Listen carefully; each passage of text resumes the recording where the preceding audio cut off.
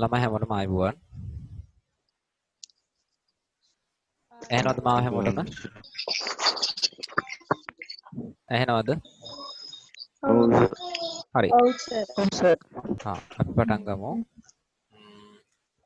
ගිය සතියේ අපි කතා කරලා නතර කළේ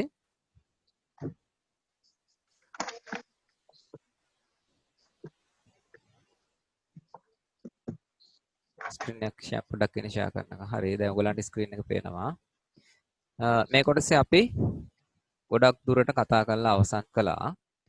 අද අපිට සුළු කොටසක් කතා කරලා මේක අවසන් කරන්න පුළුවන්. මේ පාඩම. ශාකහා සත්ත්ව සෛල වල විවිධ කෘත්‍ය. අපි මුලින් ඉඳන් පොඩ්ඩක් බැලුවොත් එහෙම කතා කරපු කරුණු ටික මේ විදිහට අපි එහාට ගියේ.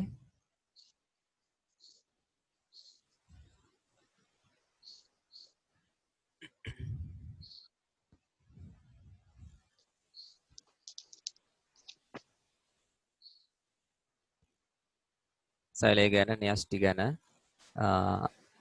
ඉන්ද්‍රිකා ගැන කතා කළා. එක එක ඉන්ද්‍රිකා මම විස්තර කරා. විස්තර කරලා ඉවර වෙලා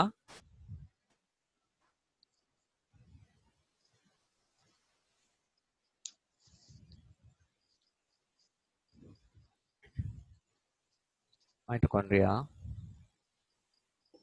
ඒතර සෛලීය ශ්වසනය කියන්නේ මොකක්ද කියන එක විස්තර කරා. ATP මයිටොකොන්ඩ්‍රියා වල කාර්ය හැටියට ගොල්ගි දේහ ගැන විස්තර කරා. සෛල තුල අන්තර්ගත මේ විව්ව ගැන කතා කරලා අපි අවසන් කළා. ඒ වගේම හරිතලව ගැනත් හරිතලව තුල සිදුවන ශක්ති පරිවර්තනයේ හෙවත් ප්‍රභා සංශ්ලේෂණ කාර්ය කතා කරා. පිටක ගැන කතා කරා. GV එකක පටලමයි කියලා කිව්වා. සෛල බිත්ති ගැනත් මම එදා විස්තර කළා.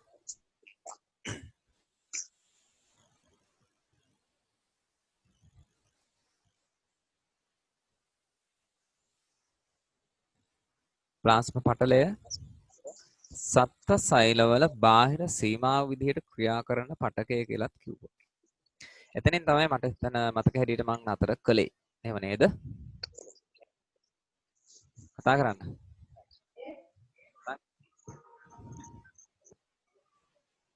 ඔව් සර්. ඔව්. හරි. එතකොට අපිට අද මේ කොටස කතා කරමු ආලෝක අන්වීක්ෂයෙන් පමණක් දැකිය හැකි ඉන්ද්‍රිකා. එතනින් අපි නතර කළේ.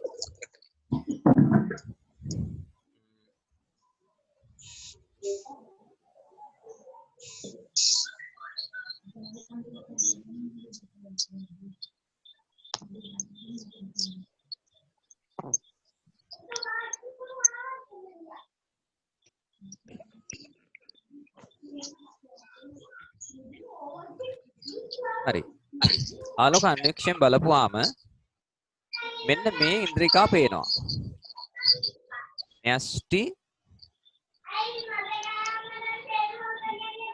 කවුද ළමයි කෑ ගන්නවා එයාගේ මේ මයික් ඔෆ් කරන්න. න්‍යෂ්ටි හර්තලව ප්ලාස්ම පටලය. එතකොට සත්ත්ව සෛල නිරීක්ෂණය කරොත් සත්ත්ව සෛල වල බාහිර සීමාව විදිහට ප්ලාස්ම පටලය පේනවා. ශාක සෛල නිරීක්ෂණය කරොත් සෛල බිත්තිය ආගේ අවසන් සීමාවේ හැවත් බාහිර සීමාව විදිහට පේනවා. ඊගාවට සෛලයේ මැද න්‍යෂ්ටිය සහ ඒ කොටස් හැරුණාම සෛල ප්ලාස්මය ඉතිරි ප්‍රදේශ පුරවා දමන නිසා ඒ කොටස පේනවා. මේ විදිහට අපිට ආලෝක අන්වීක්ෂයෙන් පේන කොටස් ටික අපි නම් කරනවා. මේ නෝට්ස් ඔයගොල්ලෝ ලියලා තියෙන නිසා මට තියෙන විස්තර කිරීම පමණයි. නෝට් ලියලා තියෙන ඔයගොල්ලන්ට කල් වේලා යුතු නෝට් දීලා තියෙන්නේ. ඊළඟට ඉලෙක්ට්‍රෝන අන්වීක්ෂයෙන් පමණක් දැකේ ඉන්ද්‍රිකා. ඉලෙක්ට්‍රෝන අන්වීක්ෂයෙන් පේන්නේ රයිබෝසෝම සෛලයක තියෙන ඉතාමත්ම කුඩාම ඒකකයේ ඉන්ද්‍රිකාව රයිබෝසෝම කියන්නේ. ඊගාවට ගොල්ගි දේහ, මයිටොකොන්ඩ්‍රියා, අන්තප්ලාස්මීය ජාලිකා මේ ව්‍යුහය හෙවත් ඉන්ද්‍රිකා බලා ගන්නවා නම් අපිට ඒගොල්ලන්ගේ ඉලෙක්ට්‍රෝන අන්වීක්ෂීය ව්‍යුහය අධ්‍යයනය කරන්නට අවශ්‍යයි.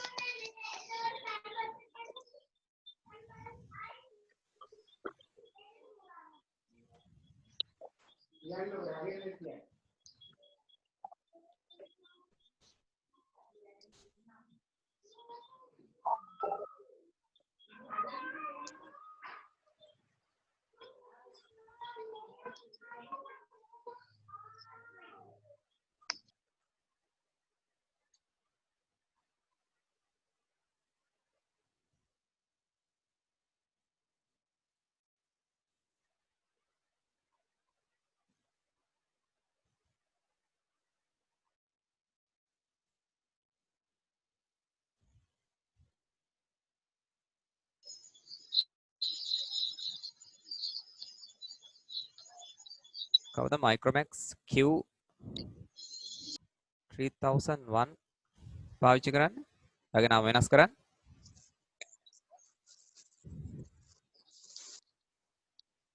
තමයි යාගේ මයික් ඔන් කරලා තියෙන්නේ. යා කතා කරන්න කවුද නම කියලා?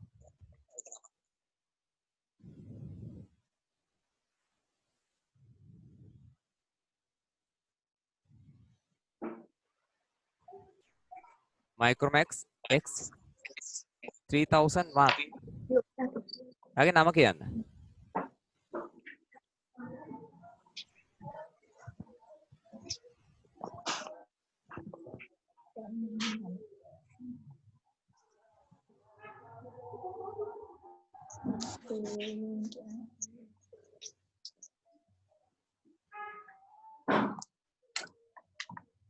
හරි.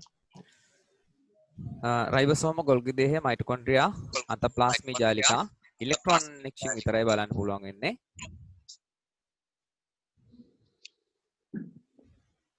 ඒ කොටස් ටික අපි විස්තර කරා. ඊගාවට මෙන්න මේක බොහෝ වැදගත් සජීවී භවයේ ලක්ෂණ. සජීවී භවයේ ලක්ෂණ.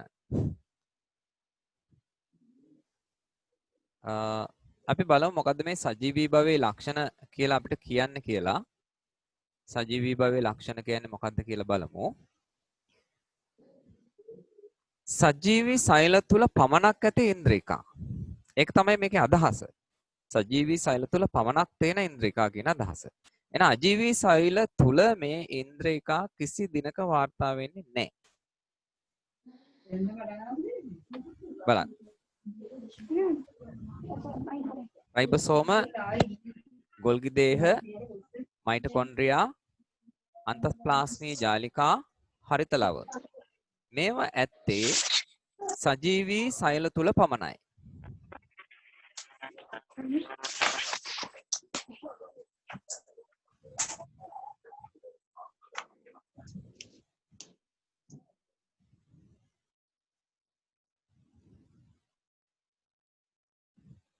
සජීවී සෛල තුල පමණයි.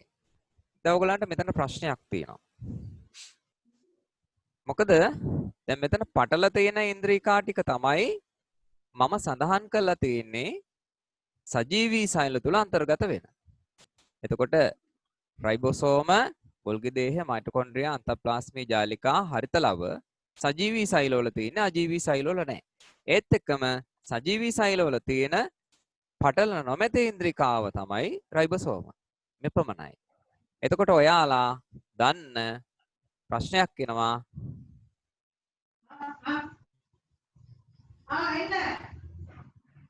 ප්‍රශ්නයක් තියෙනවා. කවුද? කොනෑස්ටිය. ඇයි අපි ආව අන්තර්ගත කරන්නේ නැත්තේ මෙතෙන්ට කියලා. නැස්ටිය මෙතන නැහැ. මේක ප්‍රධාන විභාග ප්‍රශ්නයක්. එනිසා තමයි මෙහෙම දාලා තියෙන්නේ. මේ ලෝකෙන් සෛල වර්ග දෙකක් අඩංගු වෙනවා. න්‍යෂ්ටි නෑ. න්‍යෂ්ටි නෑ. නමුත් සජීවී සෛල. යෙහෙනි ඔයා මාව අහගෙනනම් ඉන්නේ පුතේ වාට මේ සිග්නල් තියෙන තැනකට යන්න ඔයා කට් වෙනවා සැරින් සැරේ. මේ ලෝකේ සෛල වර්ග දෙකක් තියෙනවා. ඒ සෛල වර්ග දෙක න්‍යෂ්ටි නෑ නමුත් සජීවී. අන්න ඒ නිසා තමයි සජීවී භවයේ ලක්ෂණයක් හැටියට මෙතෙන්ට න්‍යෂ්ටිය නොගත්තේ. ඒ සෛල වර්ග දෙකෙන් එකක් තමයි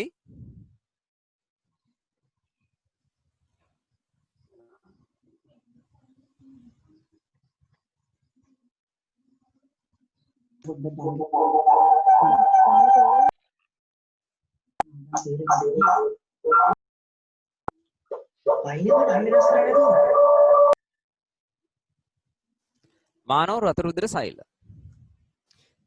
ඊගාවට දෙවෙනි එක තමයි ශාක තුල වාර්තා වෙන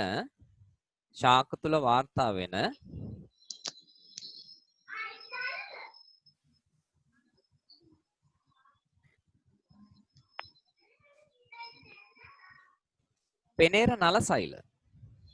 මෙන්න මේ දෙකේ න්‍යෂ්ටි නෑ නමුත් සජීවී. න්‍යෂ්ටි නෑ සජීවී. ඉතින් න්‍යෂ්ටිය නැතුව සෛල සජීවී තියෙනවා නම් න්‍යෂ්ටිය සජීවී භවයේ ලක්ෂණයක් හැටියට අපි ගණන් ගන්නේ නෑ. ඒක වැදගත් කතන්දරයක් වැදගත් ලක්ෂණයක්. ඒ නිසා ඔයගොල්ලෝ ලියා ගන්න උතන මම සඳහනක් නැහැ.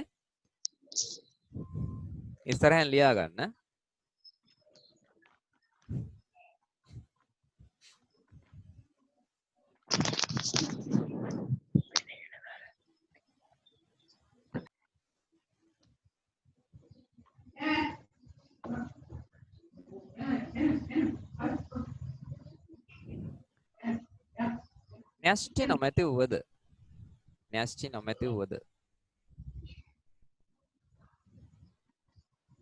න්‍යෂ්ටි නොමැති වුවද සජීවී සෛල වර්ග දෙකක් ඇත.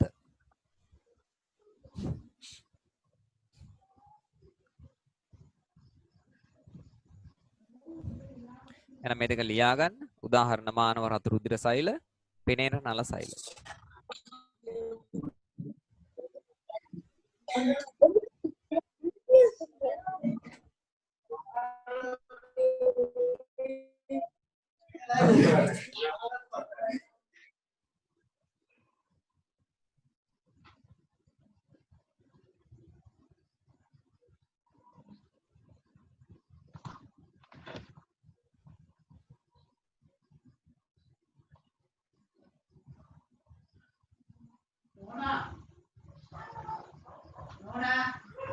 වෙලා නැතිනේ.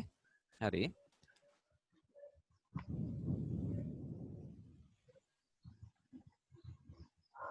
අපි යමු ඊළඟ කොටසට.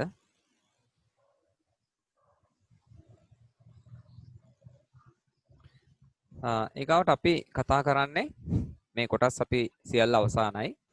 මෙතනදී ඔයගොල්ලන්ට විභාගෙදී මේ කොටස යටතේ ප්‍රශ්න ඇසෙනවා නම් මෙතනින් එහාට කිසිදු ප්‍රශ්නයක් තියෙන්නට බෑ. මොකද ඉන්ද්‍රිකා සහ සෛල, දර්ශීය සෛල ඒ කොටස් වලට අදාළ සීල කොටස් අවසానයි ආවරණය කළා. වර්ධනය සහ විභාජනය ගැන අපි කතා කරන්න යන්නේ. වර්ධනය සහ විභාජනය මේක මාතෘකා දෙකක්.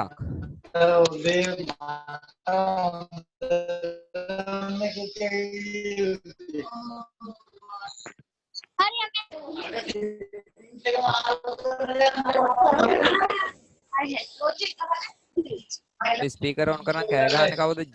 JBI ස්පීක් කවුද මේ ස්පීකර්?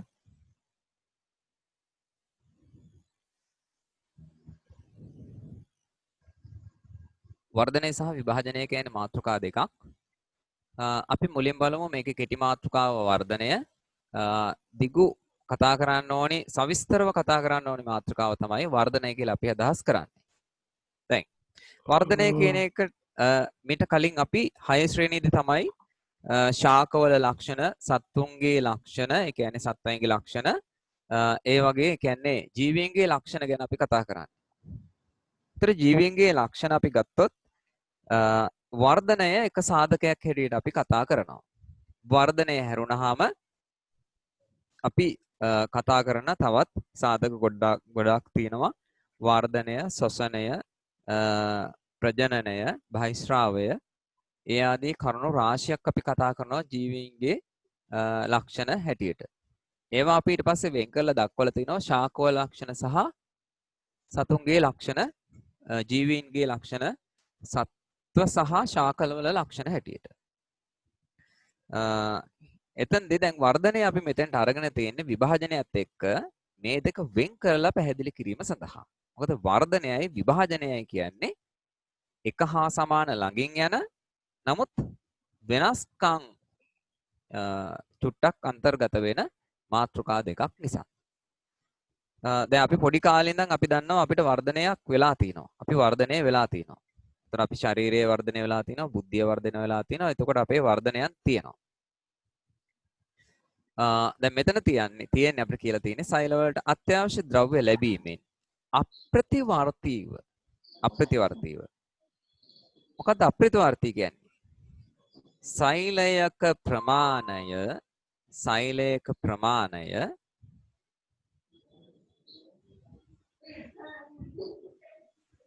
මුල් අවදිය විදිහට තිබිලා අත්‍යවශ්‍ය ද්‍රව්‍ය ලැබුණොත් සෛලයේ ප්‍රමාණය මොකද වෙන්නේ? විශාල වෙනවා. දැන් මේක අප්‍රතිවර්තී කියලා කියන්නේ මේ ක්‍රියාව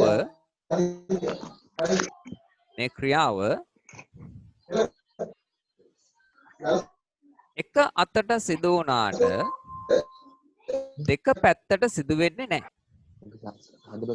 ඒ කියන්නේ සෛලයට අත්‍යවශ්‍ය ද්‍රව්‍ය නොලැබී ගිය තැන අත්‍යවශ්‍ය ද්‍රව්‍ය නොලැබුණොත් නැවත මේ තියෙන විශාල සෛලය කුඩා බවට පත් වෙන්නේ නැහැ.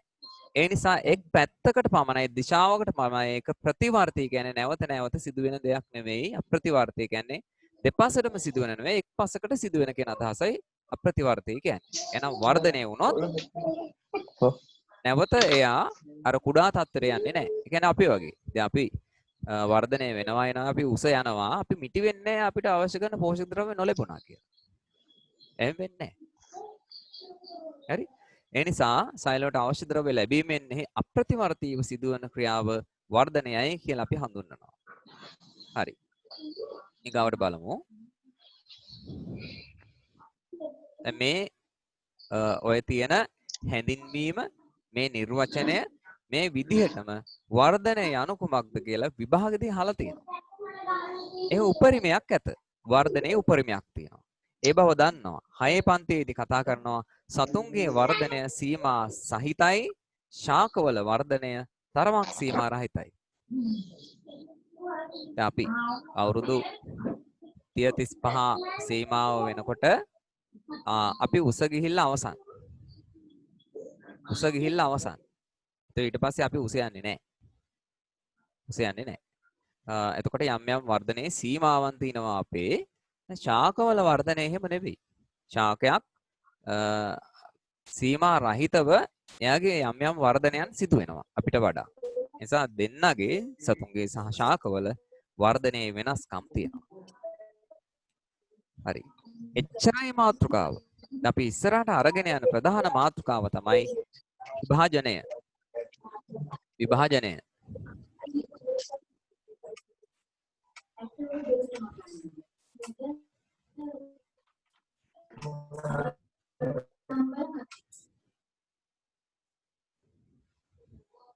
මොකද්ද විභාජනය කියලා හඳුන්වන්නේ?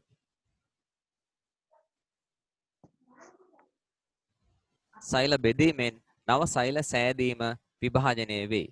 සෛල බෙදෙනවා. අපේ ශරීරය තුල නිරන්තරයෙන් සෛල බෙදීමකට ලක් වෙනවා. එතන අපි තනි සෛලයක් ගත්තොත් මේ විදිහට තියෙන සෛලය එයාගේ තෝරගත්ත යම්කිසි තලයක් ඔස්සේ මේ සෛලය දෙකට බෙදිලා එයාගෙන් නව සෛල දෙකක් හදනවා. එහෙනම් සෛල බෙදීමෙන් නව සෛල සෑදීම විභාජනය වේ. විභාජනයේ පියවර දෙකක් තියෙනවලු. විභාජනයේ පියවර දෙකක්. අපි බලමු මොකද්ද විභාජනයේ පියවර දෙක කියලා. පළවෙනි එක තමයි න්‍යෂ්ටිය බෙදීම. දෙවෙනි එක තමයි සෛල ප්ලාස්මය බෙදීම. එතකොට අපි සෛලය ඇඳොත් එහෙම අඳින සෛලයක අපිට අන්තර්ගත කරන්න පුළුවන් මේ විදිහට සෛලයක්.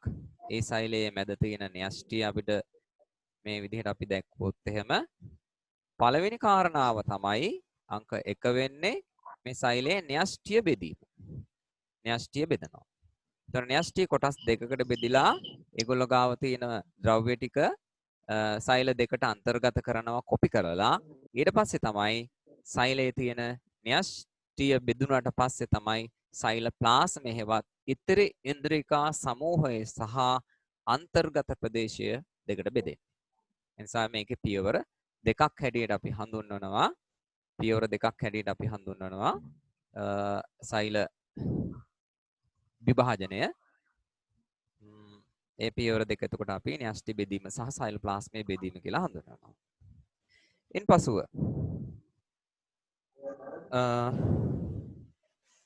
පහත දැක්වෙන්නේ සාමාන්‍ය සෛලයක් තුල වර්ණ දේහ දිස්වන ආකාරයයි.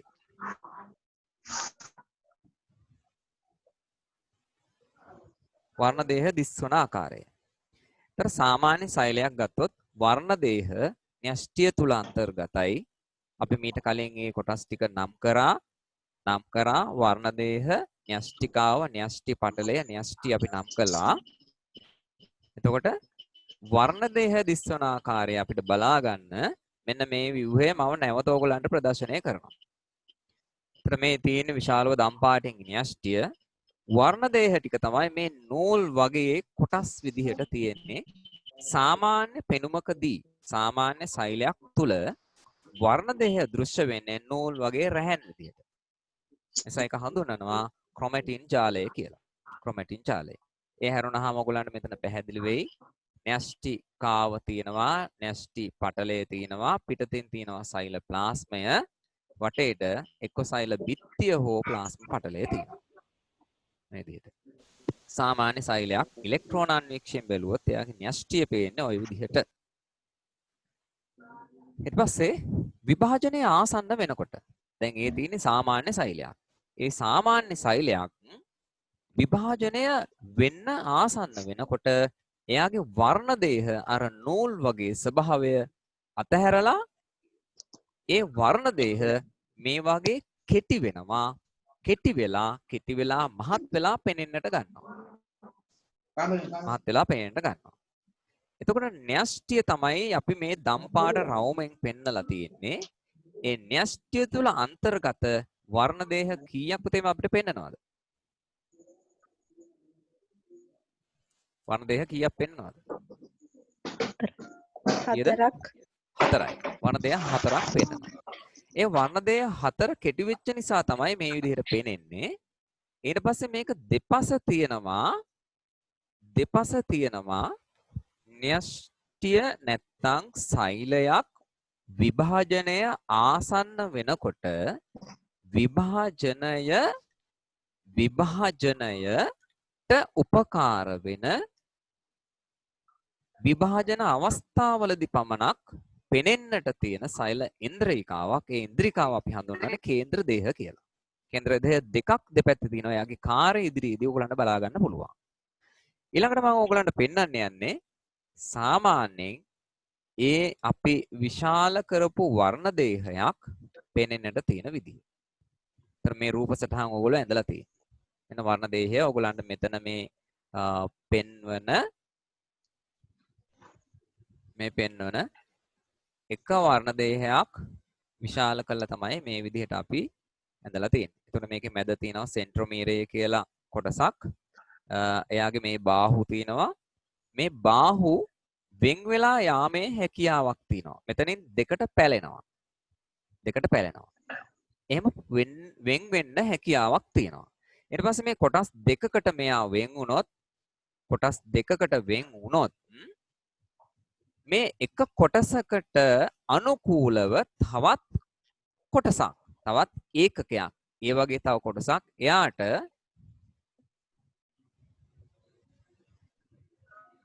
කොපි කර ගැනීමේ හැකියාවක් තියෙනවා.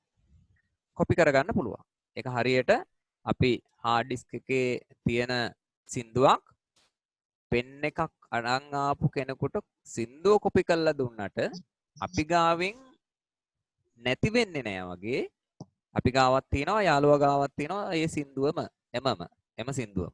ඒ වගේ තමයි මේ වර්ණ දෙහේ තියෙන බාහුවකට සාපේක්ෂව ඒ වගේ තව කොටසක් එයාට ප්‍රතිවලිත කරගන්න එහෙම නැත්නම් එයාට කොපි කරගන්න හැකියාවක් තියෙනවා මේ වර්ණ දේහ කියන ව්‍යුහයට.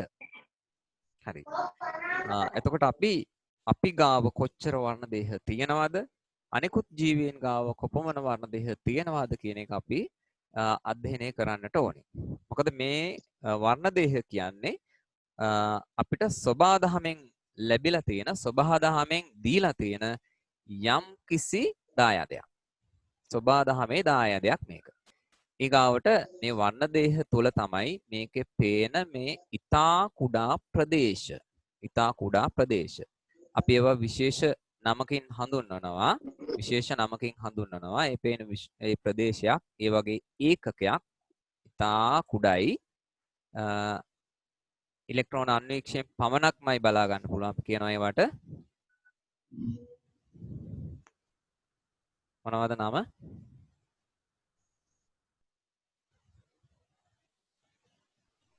නම කියන්නම්.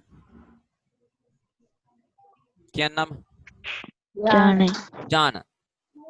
ඒතර අපේ විවිධ ලක්ෂණ පාලනය වෙන ජාන සමූහයක් තියෙනවා. අපේ සමේ වර්ණය, දත්වල පැහැය, හිස කෙස්වල බොකුටු, දිගටි බව, අපේ කටහඬ, ඇස්වල පෙනීම, කන්වල ඇසීම, අපේ දේහ උස ගොඩක් බලපාන්නේ නැහැ. ගොඩාක් ලක්ෂණ. අපේ රෝග ඒ දේවල් පවා මේ ජාන තුල තැම්පත් වෙලා තියෙනවා. ජාන තුල තැම්පත් වෙලා තියෙනවා. එතකොට මේ ජාන පරම්පරාවෙන් පරම්පරාවට ප්‍රජනනයේ සමග මව්පිය පරම්පරාව වලින් දරු පරම්පරාවන්ට ලැබෙනවා. අපි තුමු තාත්තගේ කොණ්ඩේ බොකුටු නම් පුතාගේ කොණ්ඩෙත් බොහෝ විට බොකුටු බව. අම්මගේ කොණ්ඩේ දිගටි නම් දූගේ කොණ්ඩේ දිගටි. ඔයගේ ලක්ෂණ තියෙනවා. අරගෙන යන ඒවා. ඒතකොට මේ ජාන වලින් තමයි මේ ලක්ෂණේ අරගෙන යන්නේ. ජාන වලින් අරන් ගිහිල්ලා අලුත බිහි වෙන දරුවාට ඒ ලක්ෂණය ලබා දීම සිදු වෙනවා. දැන් ජානයක් නිසා තමයි මෙහෙම වෙන්නේ. දැන් අපි මෙහෙම වුණත් කරොත් එහෙම මේ රෝස මල් අත්තක් අපි අරගෙන වෙලා අත්ත හිටෙව්වොත් ඒ අත්තේ හැදෙන්නේ රෝස මල්ම තමයි. ඒතකොට මේ ජාන සමූහයක් අඩංගු ලස්සන ඊ කියලා කියන වර්ණයක් තියෙන හොඳ ගුණයක් තියෙන ජාන සමූහයක කොටසක් තමයි අපි අරන් ගියලා නව ශාකයක් බවට පත් කරගන්නේ. නිසා අපි කවදාකවත් රෝස අත්තක් ගෙනල්ලා හිටෙව්වට සමන් පිච්ච හැදෙන්නේ නැහැ. ඒ ජානමයි ජාන වෙනස් වෙන්නේ නැහැ. මෙතන වෙන්නේ. ප්‍රශ්න තියෙනවා නම් අහන්න. ඊළඟට අපි යන් තව චුට්ටක් මේක ඉස්සරහට ජාන ගැන හැඳින්වෙන්නේ. අපිට වර්ණ දේහ කොපමණ අඩංගුද ජානයක් කියන්නේ මොකක්ද කියන එක අපි චුට්ටක් ඉස්සරහට යමු. එහෙනම් මම පෙන්නුවා දැන් වර්ණ දේහයක අඩංගු ජීවීන්ගේ ලක්ෂණ තැම්පත් කර තබා ගන්නා රසායනික නෙවෙයි අණුවකි. නෝට් එක හදාගන්න. රසායනික අණුවක්. ඒ රසායනික අණුව මම ඕගලන්ට මෙතන ඇඳලා පෙන්නුවා. රසායනික අණුවක්. ඊළඟට අපි මේ වර්ණ දේහ සංඛ්‍යා මත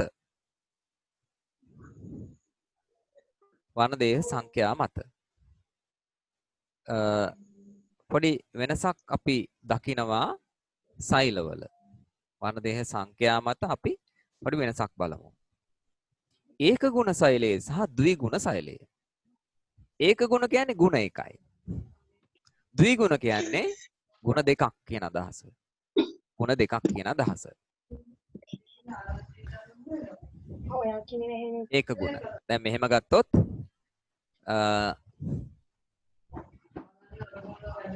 අපිට ඉන්නවා මව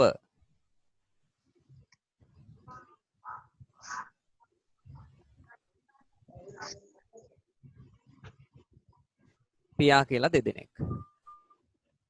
එතකොට අපි මව්පියන්ගේ දරුවන්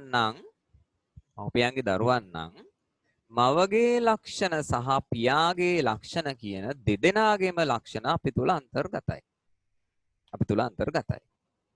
එතකොට අපේ සෑම සෛලයකම අපේ දේහයේ තියෙන සෑම සෛලයකම මවගේ ලක්ෂණ සහ පියාගේ ලක්ෂණ යම් ප්‍රමාණයක් අන්තර්ගත වෙනවා.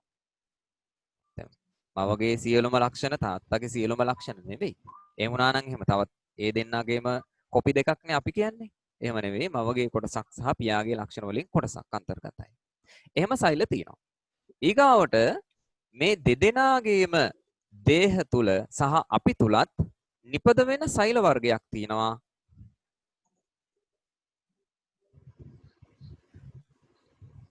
මොනවද මේවට කියන්නේ? ජන්මාන.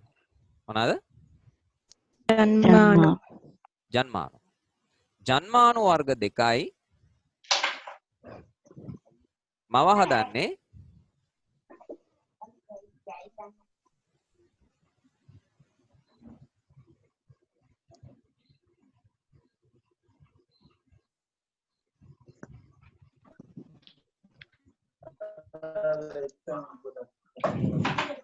ඩිම්බ.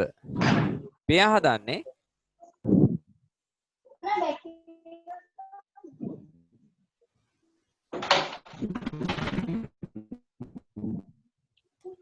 ශුක්‍රාණු. දැන් අපි මේ ඒක ගුණ සහ ද්විගුණ සෛල බෙදාගෙන යමු. ද්විගුණ සෛල බෙදාගෙන යමු. මව සහ පියා තුල අන්තර්ගත සෛල එක් වර්ගයකටත් ඩිම්බ සහ ශුක්‍රාණු තුල අන්තර්ගත සෛල එක් වර්ගයකටත් අපි ගණන් ගන්නවා. මෙන්න මේ සාධකය චුට්ටක් මතකයේ තියාගෙන කවුද කතා කරන්නේ? පොඩ්ඩක් ඉස්සරහට යන් පාඩමේ. ඒක ගුණ සෛල හා ද්විගුණ සෛල. ඒ ඒක ගුණ කියන වචනයට අපි විද්‍යාවේදී n කියන අක්ෂරය පාවිච්චි කරනවා. ඔයගොල්ලෝ දන්නවා ගුණෝත්තර ශ්‍රේණි සමාන්තර ශ්‍රේණි වලට අපි දෙනවා tn සූත්‍රය සහ sn සූත්‍රය. ඒතර n කියන්නේ පද ගණන. ඒතර මෙතනත් n කියන්නේ පද ගණන හෙවත් වර්ණ දේහ ගණන තමයි. පද ගණන හෙවත් වර්ණ දේහ ගණන. එහෙනම් වර්ණ දේහ n වෙන සෛල ඒක ගුණ 2n වෙන සෛල ද්විගුණ සෛල හැටියට නම් කරනවා. මෙන්න අපි මිනිස්සයා අපි ගැන ඉස්සෙල්ලාම කතා කරමු මානවයන් ගැන. සාමාන්‍ය මිනිස් දේහයක සෛල තියෙනවා සෛලයක වර්ණ දේහ 2n. ඒ කියන්නේ අපේ දේහය ගත්තොත් මොන ගුණ සෛලද තියෙන්නේ? අපේ දේහය ගත්තොත් මොන ගුණ සෛලද තියෙන්නේ? අපේ සම්පූර්ණ දේහය ගත්තොත් මොන ගුණ සෛලද? ද්විගුණ සෛල තියෙන්නේ. ද්විගුණ. ඔව් 2n සෛල තියෙන්නේ. සාමාන්‍ය මිනිස් දේහයේ තියෙන 2n සෛල ද්විගුණ සෛල. ද්විගුණයි කියන එකේ අදහස 2n කියන්නේ 23 ගුණ කිරීම 2. මේ තියෙන්නේ ගුණ කිරීමේ ලකුණ ඈ. ගුණ කිරීමේ ලකුණ. 23 දෙකෙන් වැඩුණාම කීයද? 46යි. 46යි. එහෙනම් අපේ දේහයේ තියෙන සෑම සෛලයකම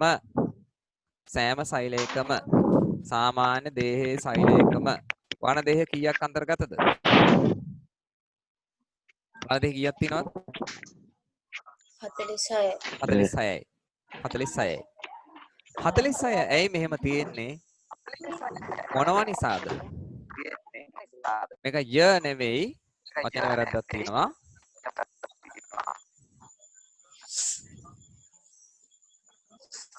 යුග ල යුගල 23. එහෙනම් 46ක් හෙවත් 2n හෙවත් 2 ගුණ කිරීම 23 හෙවත්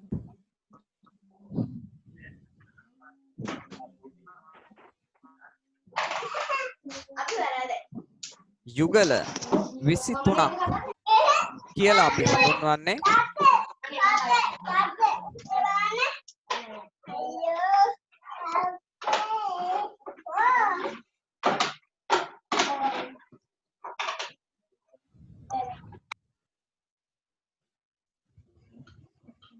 විසිතුනක් කියලා අපි හඳුන්වන්නේ සාමාන්‍ය මිනිස් දේහයක අඩංගු වෙන වර්ණ දේහ සංඛ්‍යාවල එකතුව. තේරුම් ගන්න. 46 කියන්නේ 23. 23 ගුණ කිරීම 2 හෙවත් 2n. එහෙනම් 2n කියන්නේ 46, 2n කියන්නේ 2 ගුණ කිරීම 23. යුගල 23 කිව්වත් එකම අදහස තියෙන්නේ. එහෙනම් n කියන අක්ෂරයට හිමි සංඛ්‍යාව කීයද? n කියන අක්ෂරයට හිමි සංඛ්‍යාව කීයද? 1යි. ඈ? n කියන අක්ෂරයට හිමි සංඛ්‍යාව කීයද? මොන්ටිසෝරි ප්‍රශ්නයක් ඇහුවේ. 1යි. ආ? 23. n කියන අක්ෂරයට හිමි සංඛ්‍යාව කීයද? 1යි. එකයිද? 23. 23යි. n කියන අක්ෂරයට හිමි සංඛ්‍යාව 23යි.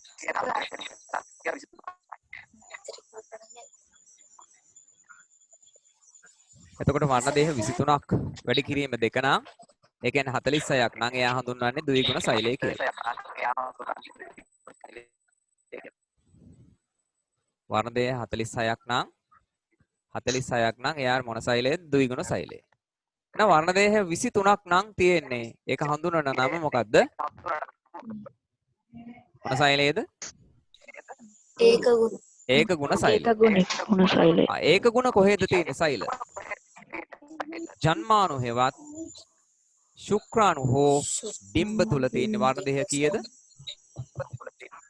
23යි. 23යි. තියෙන්නේ 23යි. right.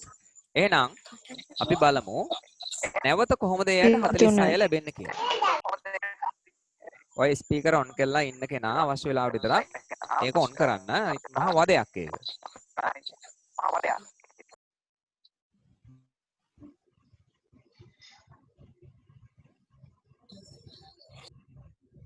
එතන මව සහ පියා.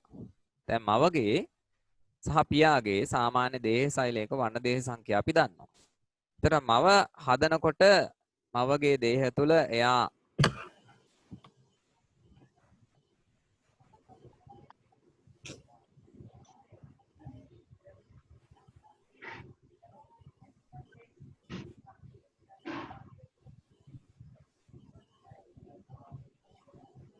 ඩිම්බ හදනකොට පියාගේ ශරීරය තුල එයා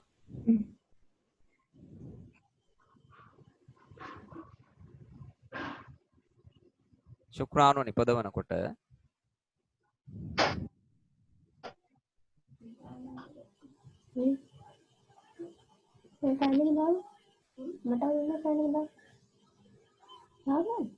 පියාගේ වර්ණ දේහ තුල තියෙන 46ක් වෙන වර්ණ දේහ වලින් එන්නේ 23යි. මවට එන්නේත් 23යි. පියාට එන්නේත් කීයද? 23 බැගින්. 23යි එන්නේ. එතකොට එයාගේ මව ඩිම්බ නිපදවනකොට මව තුළ තියෙන වර්ණ දේහ 46න් එයා ගාව තියෙන 46න් මවගේ ඩිම්බ වලට ලැබෙන්නේ 23යි. ඩිම්බ වලට ලැබෙන්නේ 23යි.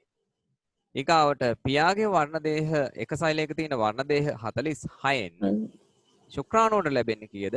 ඒත් 23යි. 23 බැගින් ලැබෙන්නේ. එතන 23යි දෙන්නා ඩිම්බේ සහ ශුක්‍රාණුව එකතු වුනහම යුක්තාණුවක් හැදෙන්නේ. දැන් යුක්තාණුව හැදෙනකොට යුක්තාණුවක වර්ණ දේහ කීය බැගින්ද තියෙන්නේ? 46යි. 46යි. එතන 46ක් වෙනකොට දැන් බලන්න 23 ගානේ 46ක් තියෙනවා. දැන් කොපමණ කාලයක් ගත වුණත් කොපමණ පරම්පරා ගණනාවක් ගත වුණත් මේ සාධකය වෙනස් වෙන්නේ නැහැ. මොකද වෙනස් වෙන්නේ නැත්තේ? මව නිපදවන ඩිම්බවල අන්තර්ගත වෙන වර්ණ දේහ ගණනත් පියා නිපදවන ශුක්‍රාණු වල තියෙන වර්ණ දේහ ගණනත් 23 ගානේ ඇවිල්ලා ආයි ඒ අයගෙන් දරුවෙක් හැදෙනකොට එයාට තියෙන වර්ණ දේහ එකතුව හම්බෙන්නේ කීයද? 46ක් වෙනවා. 46යි වෙන්නේ. හරි. ඒ දරුවත් ඩිම්බ හෝ ශුක්‍රාණු හදනකොට එයාගේ ඩිම්බ තුල කීයද තියෙන්නේ? කීයක් වෙනවද වර්ණ දේහ? 23යි. 23. තුනයි. ඔව් 23යි. එයා ඩිම්බ හදනකොට එයාගේ 23යි. ඕ එයා ශුක්‍රාණු හැදුවොත් පිරිමි දරුවෙක් වුණොත් ඒ ශුක්‍රාණු තුල වර්ණ දෙක කීයද? 23යි. 23. 23යි. එතකොට කොපමණ කාලයක් ගත වුණත් කොපමණ પરම්පරා ගණනක් ගත වුණත් ඩිම්බයක තියෙන වර්ණ දේහ සංඛ්‍යාව හෝ ශුක්‍රාණුවක තියෙන වර්ණ දේහ සංඛ්‍යාව හෝ මානව දේහයක තියෙන වර්ණ දේහ සංඛ්‍යාව වෙනස් වෙන්නේ නැහැ. නැහැ. එහෙනම් වර්ණ දේහ 46 නම් එයාට අපි කියනවා කවුද?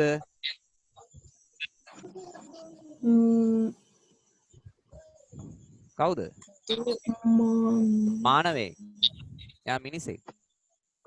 එහෙනම් අපේ වර්ණ දේහ සංඛ්‍යාව යම් කිසි වෙනසක් වුණොත් ඒක මිනිහෙක් නෙවෙයි. එහෙනම් අලියාගේ ශරීරයේ දේහ සෛලයක තියෙන වර්ණ දේහ සංඛ්‍යාව නොවේයි අපි ගාව තියෙන්නේ. බැක්ටීරියාවක තියෙන සෛලයේ න්‍යෂ්ටියේ තියෙන වර්ණ දේහ ගණන නොවේයි ශාකයක තියෙන්නේ.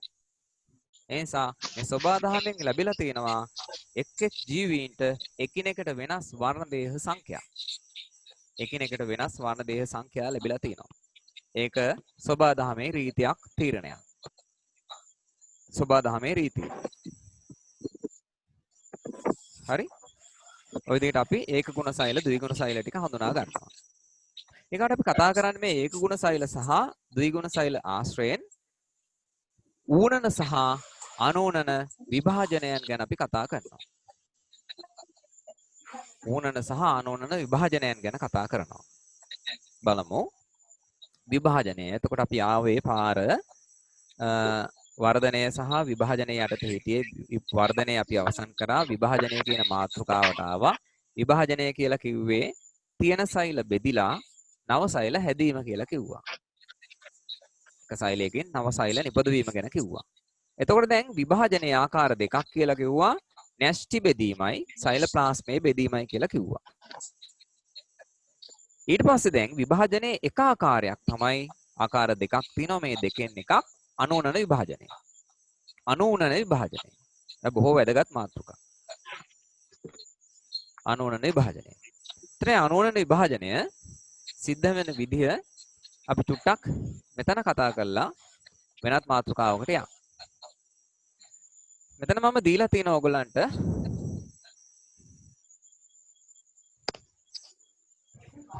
මාතෘ සෛලය. කවුද පුතේ මාතෘ සෛලය කියන්නේ? මාතෘ සෛල කියන එකෙන් අපි අදහස් කරන්නේ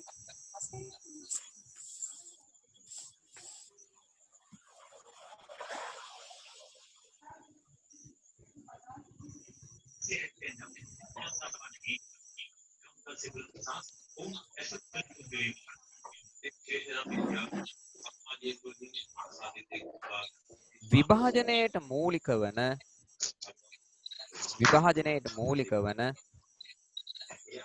සෛලයට අපි කියනවා මාතෘ සෛලය කියලා. එතන මේ මාතෘ සෛලයේ තමයි එයාගේ තියෙන මේ වර්ණ දේහ 4 කොපි කරගෙන අර තවත් කොටසක් හදාගෙන ඒ ටික දෙකට බෙදිලා නව සෛල කීයක් හදන්නේද? දෙකක් හදන්න. දැන් ඔයගලන්ට පේනවා මාතෘ සෛලය ගත්තාම එයාගේ වර්ණ දේහ කීයක් තියෙනවද? 4ක් තියෙනවා. වර්ණ දේහ 4යි. කොළ පාට එකයි, දුඹුරු පාට එකයි, දම් පාට එකයි, නිල් පාට එකයි. මේ හා සමානම වර්ණ දේහ සංයුතියක් තියෙන ඒ වගේම මේ හා සමාන වර්ණ දේහ 4ක් තියෙන සෛල දෙකක් තමයි හදලා තියෙන්නේ. එහෙනම් ඒවට කියනවා දුහිතෘ. දුහිතෘ කියන්නේ නව අලුතෙන් හැදිච්ච සෛල. දුහිතෘ සෛල. ඔය ස්පීකරේ ඔෆ් කරන්න කාගේද මේ? කවිෂා.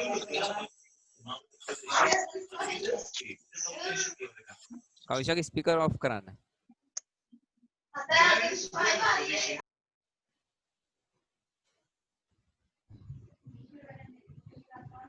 රතු පාට, දුඹුරු පාට, දම් පාට, නිල් පාට, වර්ණ දෙය 4ක් තියෙන්නේ. ඒ වර්ණ දෙය 4ම මේ විදිහට බෙදිලා ඊට පස්සේ දොහිතෘ සෛල නව සෛල දෙකක් හදනවා. ඒක මාතෘ සෛලයට සර්ව සමයි. මාතෘ සෛලයට සර්ව සමයි. ඒ වගේම මාතෘවට සෛලයට සමාන සෛල කීයක් තියෙනවද? දෙකක් තියෙනවා. දෙකක් තියෙනවා. එහෙනම් මේ විදිහට බෙදිලා සෛල හදන නිපදවන ක්‍රමයට අපි කියන්නේ අනෝනන විභාජනය කියලා. සවිස්තරව බලනවා තව අනෝනන විභාජනය. ඒතර මාතෘ සෛලයට සමාන සෛල දෙකක් හැදෙනවා. මාතෘ සෛලයේ තියෙන වර්ණ දෙහය ගන්නට සමාන වර්ණ දෙහය ගණනක් හිමි වෙනවා. මේක සිද්ධ වෙන්න පුළුවන් එක්කෝ n ඒ කියන්නේ වර්ණ දෙහ 23ක් තියෙන සෛලයේ හෝ වර්ණ දෙහ 46ක් තියෙන සෛලයක වෙන්න පුළුවන්. එතකොට වර්ණ දෙහ 23ක් තියෙන සෛලය බෙදුනොත් 23ක් තියෙන දොහිතෘ සෛල දෙකක් හදනවා. වර්ණ දෙහ 46ක් තියෙන සෛලයක් බෙදුනොත් වර්ණ දෙහ 46 බැගින් තියෙන වර්ණ දෙහ සෛල දෙකක් හදනවා. 2n කියන්නේ 23 23ක් අඩංගු වෙන සෛලයක් බෙදුනොත් 23 බැගින් අඩංගු වෙන සෛල කීයක් හදනවද? දෙකක් හදනවා. 46ක් බැගින් වර්ණ දෙහ ඇති සෛලයක් බෙදුනොත් වර්ණ දෙහ 46 බැගින් තියෙන සෛල දෙකක් හදනවා. සෛල දෙකක් හදනවා. ওই විදිහට අනූනන විභාජනය සිදු වෙනවා. අපි මේක දැන් තව පොඩ්ඩක් ඉස්සරහට ගිහින් තව චුට්ටක් අධ්‍යයනය කරලා වීඩියෝ වලට යන්න බලන්න. මේක සිද්ධ වෙන්නේ 2n හෝ n සෛල තුල අවසානයේ සෛල දෙකක් හම්බ වෙනවා. මේ සටහනෙන් පැහැදිලි වෙන්න ඇති. ජීවීන්ගේ වර්ධනයේ සිදුවනවා කියලා වර්ධනයේදී වෙනවා කියලා කියනවා. මාතෘ සෛලයේ වර්ණය ගන්න සමාන ගණක් දොහිතෘ සෛලයට ලැබෙනවා කියන එක අදහස් කරනවා. ප්‍රභේදන කියන කතන්දරය මම ඔයගලන්ට පස්සේ පැහැදිලි කරලා දෙන්නම්. මෙතන දැන් මම ඒක කියන්නේ නැහැ. අපි බලමු මේ ගැන තව සටහනකට අපි ගිහිල්ලා ඒකත් අධ්‍යයනය කරමු. ඊපස්සේ අපි බලමු තව ටිකක් පැහැදිලි කරගන්න ඕනේ මේ අපි කියපු කතන්දරය මොකක්ද කියන එක.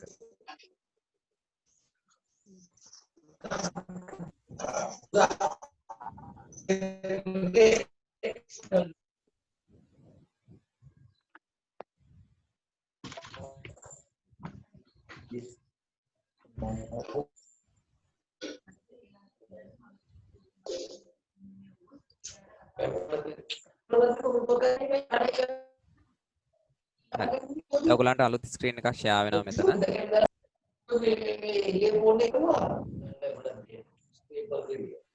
ඔය නිමෙත්ගේ ස්පීකර් ඔෆ් කරන්න. නිමෙත්ගේ ස්පීකර් ඔෆ් කරන්න. දැන්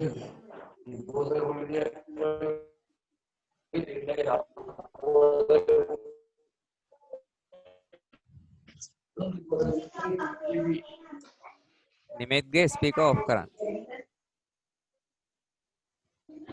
right. මේ විභාජනය ආසන්න සෛලයක්ද සාමාන්‍ය සෛලයක්ද? කියන්න. මේක විභාජනය ආසන්න සෛලයක්ද? එහෙම නැත්නම් සාමාන්‍ය සෛලයක්ද? විභාජනයට ආසන්න සෛලයක්. ඔව්. විභාජනය ආසන්න සෛලයක්.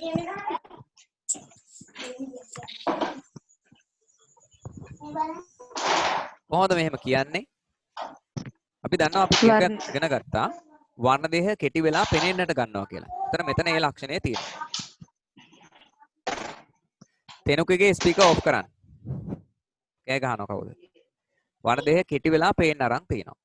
ඊගාවට පුතේ මම ඔයගලන්ට කිව්වා එතන අර විශේෂ ව්‍යුහයක් පේන්නට තියෙනවා කියලා මේ දෙන්න. මෙන්න මේවට තමයි අපි හඳුන්වන්නේ කවුරු කියලාද?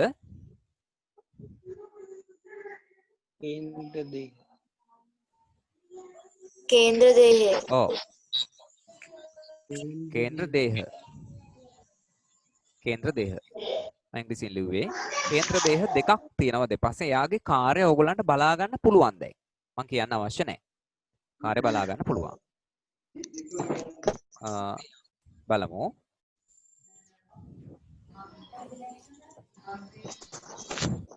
හරි. ඒතර කේන්ද්‍ර දේහ දෙකෙන් දෙපසින් එවනා තන්තු විශේෂයක්. ඒ තන්තු සම්බන්ධ වෙන්නේ අර වර්ණ දේහයක තියෙන මේ මැද ප්‍රදේශය. මොකද්ද මැද ප්‍රදේශයට මන් දීපු නම?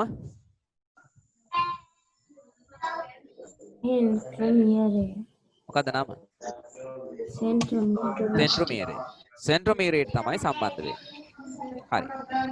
දැන් ඇති. ඒ ටික දන්නවා. සෙන්ට්‍රොමියරේට සම්බන්ධ වෙනවා මේ කේන්ද්‍ර දේහයක දෙපසින් එන රැහැන් ටික. බලමු අපි. අර දැන් බලන්න සම්බන්ධ වුණාට පස්සේ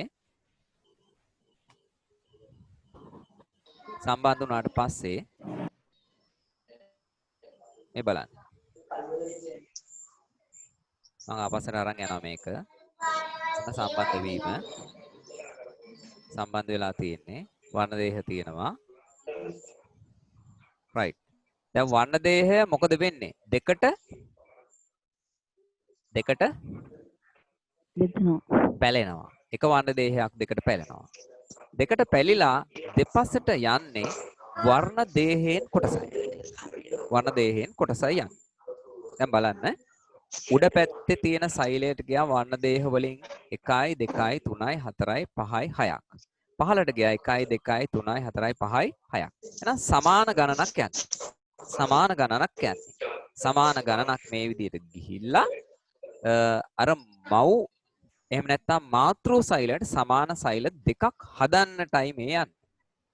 ඔය විදිහට. සෛල දෙකක් හදනවා. දැන් මෙතන පේන්නට නැහැ.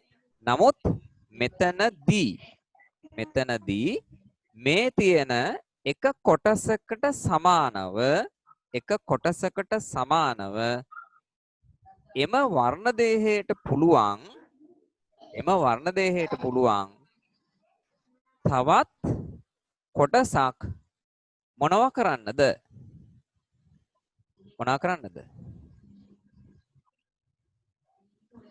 පුළුවන්?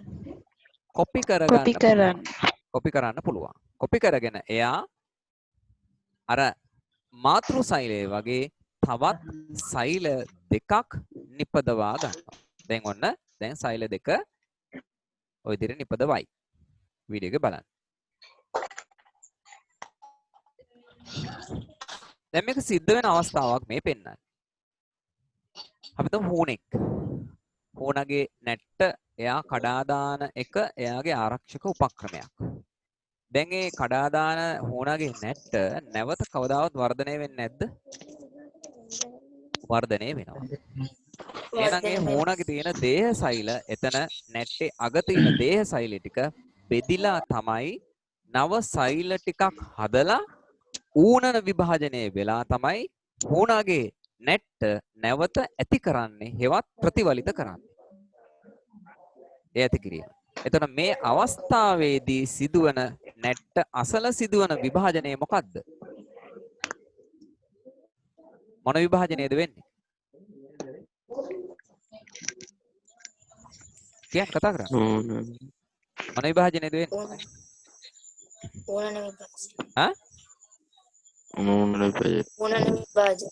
කවුද? දැන් මේ විස්තර කරන්නේ මොන විභාජනයේද?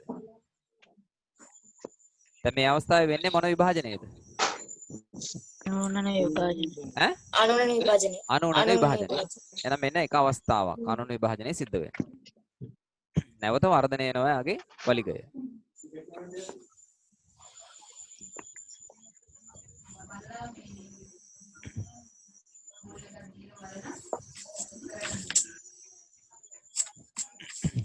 විදිහට සෛල දෙකක් අවසානයේ හදනවා.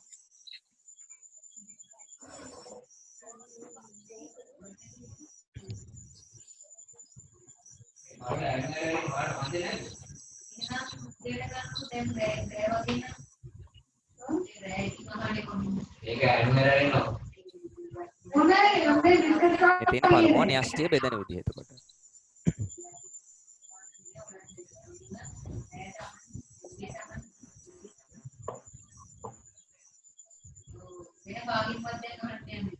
ඒක අවදි තිනවා අපිට ඒව ගොඩක් වැදක් නැහැ.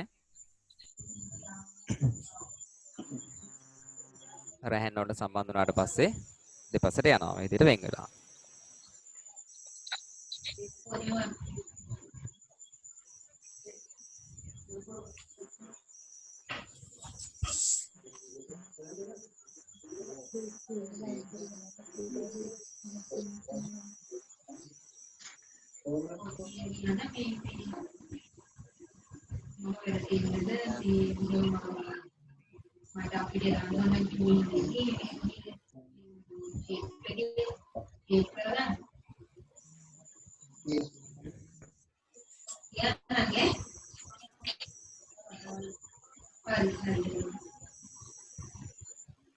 මොකද පේන්නේ නැද්ද ළමයි?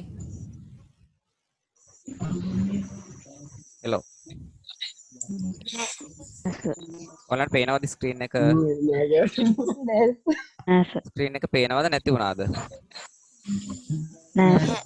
හෙලෝ.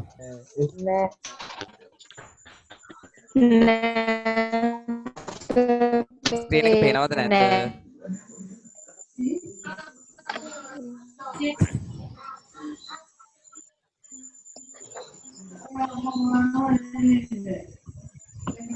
හෙලෝ.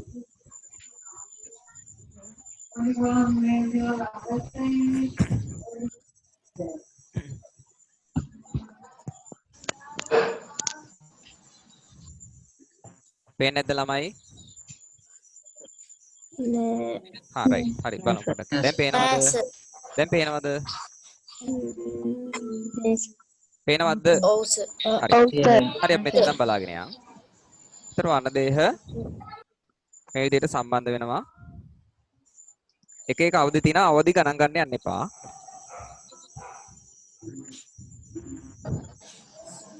රෑන් වලට සම්බන්ධ වීම.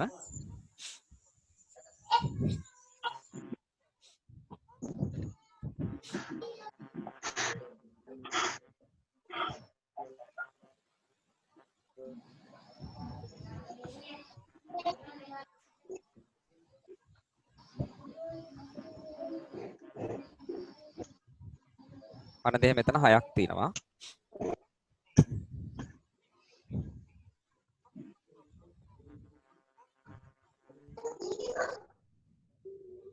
දෙකට පැල්ලයි වෙන් වෙන්නේ. අපි ඉස්සෙල්ලා එක කිව්වා.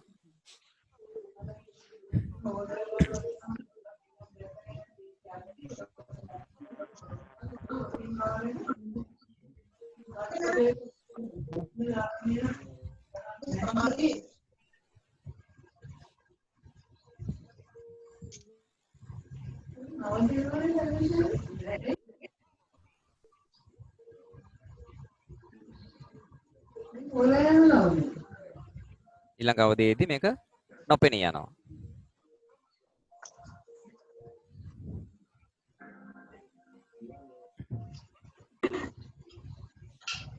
සෛල දෙකයි.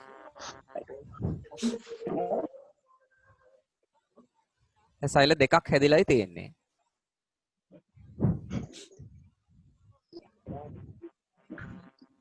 අන්න දෙවනුව ඔයගලන්ට පෙන්වුවේ ප්ලාස්මාව බෙදීම. පළමුව න්‍යෂ්ටිය බෙදීම. න්‍යෂ්ටිය බෙදුණා ඊට පස්සේ සෛල ප්ලාස්මයේ බෙදීම.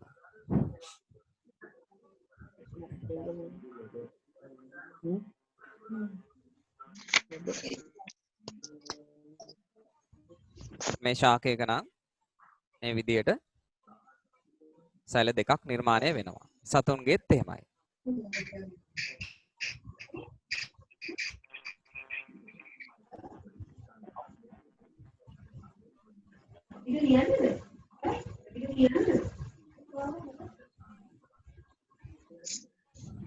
හරි.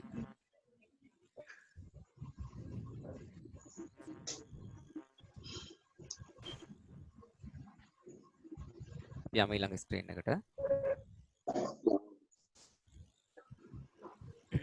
එහෙනම් 2n හෝ n සෛල තුල සිදු වෙන්නේ. ඒ කියන්නේ වර්ණ දෙක 46ක් හෝ 23ක් අඩංගු සෛල තුල අවසානයේ සෛල දෙකක් ලැබෙනවා. ජීවීන්ගේ වර්ධනයේදී සිදු වෙනවා. මාතෘ සෛලයේ වර්ණ දෙක ගන්නට සමාන දුරිතු සෛලයට වර්ණ දෙක ගණනක් ලැබෙනවා. ප්‍රභේදන හට නොගනී. ඒක ඉස්සරහට යමු. ප්‍රභේදන කියන්නේ මොකක්ද කියන එක මම පෙන්නලා දෙන්නම්. අපි බලමු මෙන්න මේ මාතෘකාව. මෙන්න අනුනනය සිදුවන අවස්ථා හෝ අනුනනයේ වැදගත්කම. අනුනනය සිදුවෙන අවස්ථා හෝ අනුනනයේ වැදගත්කම. බලන්න මොකද්ද තියෙන්නේ කියලා. එතකොට ජීවීන්ගේ ප්‍රමාණාත්මක වර්ධනය සඳහා එනපතේ අපි පොඩි කාලේ ඉඳන් ගත්තොත් චූටි කාලේ අපි දාපු සපත්තු සෙරෙප්පු දැන් අපේ ඇඟිල්ලකට දාතේ. ඒ කියන්නේ අපි වර්ධනය වෙලා තියෙන්නේ. එහෙනම් අපේ සෛල දිගින් දිගටම එක් සෛලයක්, සෛල දෙකක්, දෙක හතරක්, හතර අටක්, අට 16ක්, 16 32ක්, 32 64ක්, 64 ওই විදිහට ක්‍රමක්‍රමයෙන් සෛල සංඛ්‍යාව හැම විටම දෙගුණ වෙමින් අපේ දේහයේ තියෙන සෛල ප්‍රමාණය විභාජනයට ලක් වෙලා වර්ධනය සිදු වුණේ මොන විභාජනයට පින් සිද්ධ වෙන්නද? මොන විභාජනය? ඔව්. අනෝනන විභාජනයේ ප්‍රතිඵලයක් හැටියට තමයි අපි මේ වන තෙක් මේ තරම් අපි විශාල වෙලා ලොකු වෙලා වර්ධනය වෙලා තියෙන්නේ. ඊළඟට අපිට තුවාලයක් සිදු වුණොත් මේ තුවාලය සිද්ධ වෙච්ච ස්ථානයේ තියෙන සෛල අනෝනන විභාජනයෙන් බෙදලා තමයි ඒක ගොඩ වෙලා හෙවත් තුවාලයේ සුවවීම සිදු වෙන්නේ.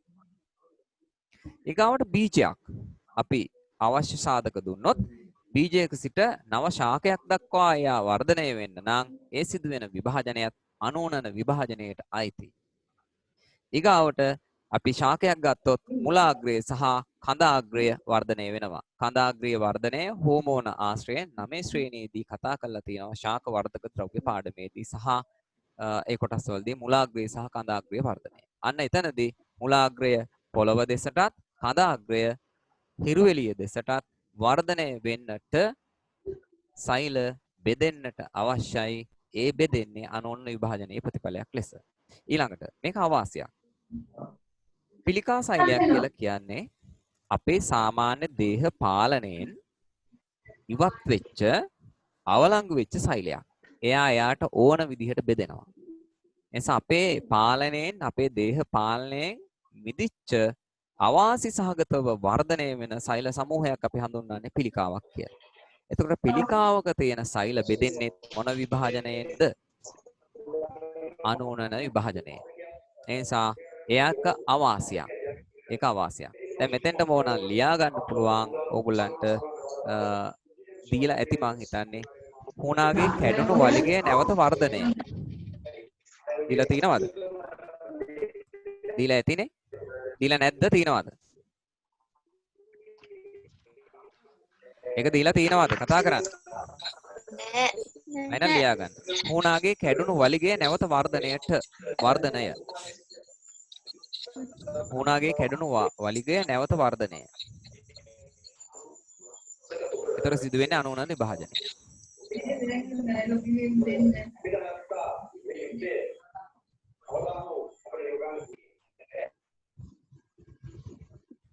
වර්ධනය. තව එකක් අපි ලියා ගමු. මල් පොහොට්ටුවකින් මලක් නිපදවීමේදී. මල් පොහොට්ටුවකින් මලක් නිපදවීමේදී. එතකොට සිදු වෙන්නේ අනෝනන විභාජනය.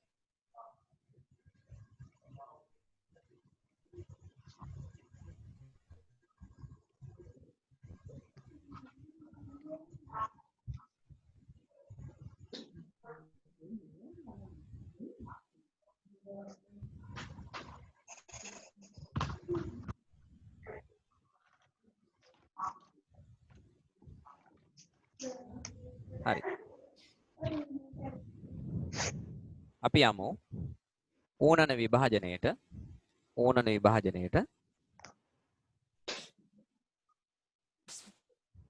දැන් අපි වෙනස්කම් ටික සාකච්ඡා කරගෙන යමු. අනෝනනය ගැන කතා කරනකොට අනෝනන විභාජනය ගැන කතා කරනකොට මාතෘ සෛලය උනේ එන්ද 2යි එන්ද නැත්නම් දෙකමද?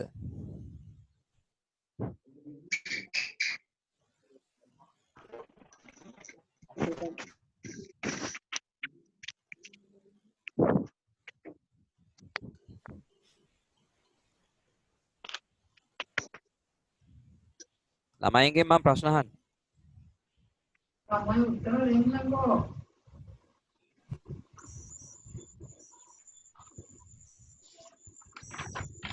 කතා කරන්න.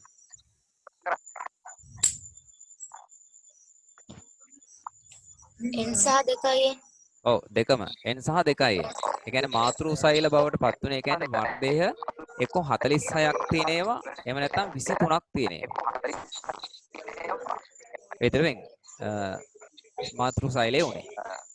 ඒතර ඌනන විභාජනයේදී අනිවාර්යයෙන්ම ඌනන විභාජනයේට භාජනය වෙන්නේ අපේ ශරීරය තුල වර්ණ දේහ කීයක් ඇති සෛලද?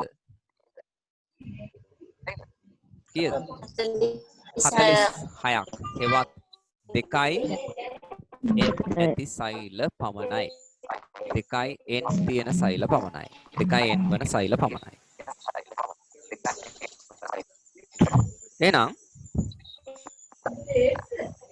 මේක බලන්න පළවෙනි පියවරේදී වෙන්නේ මේ පළවෙනි පියවර අංක 1 මේ අංක 1ේදී මෙතන තියෙනවා වර්ණ දේහ කොටස් 4ක් අඩංගු සෛලයක් වර්ණ දේහ 4ක් අඩංගු වෙන සෛලයක් කොටස් 4ක් එයා ඒ කොටසට සමාන කොටසක් මොනා කරගන්නවද? කොපි කරගෙන මේ විදිහේ සම්පූර්ණ වර්ණ දේහ 4ක් හදාගත්තා. වර්ණ දේහ 4ක්. දැන් මේ වර්ණ දේහ 4 න්‍යෂ්ටිය බෙදීමෙන් න්‍යෂ්ටිය බෙදිලා නව සෛල කීයක් හදනවද? 2ක් හදනවා. නව සෛල 2ක් හදනවා. ඒ නව සෛල 2 තුල තියෙන වර්ණ දේහ වර්ග සමානද අසමානද? කියන්න. වර්ණ දේහ සංඛ්‍යාව 2යි. සංඛ්‍යාව නෙමෙයි මං අහන්නේ වර්ණ දේහ සමානද අසමානද? අසමාන. අසමානයි. නෑ ඉස්සෙල්ලා වර්ණ දේහ අසමාන උනේ නෑ සමාන වුණා. දැන් මෙතනදී වර්ණ දේහ අසමානයි. වර්ණ දේහ වල තියෙන ಗುಣ අසමානයි. ಗುಣ අසමානයි. ඊගාවට බලමු. දැන් මේ සෛලේ වර්ණ දේහ තියෙන්නේ 4යි. මේක 2යි. මේකෙත් 2යි. දැන් මෙතනින් එහාට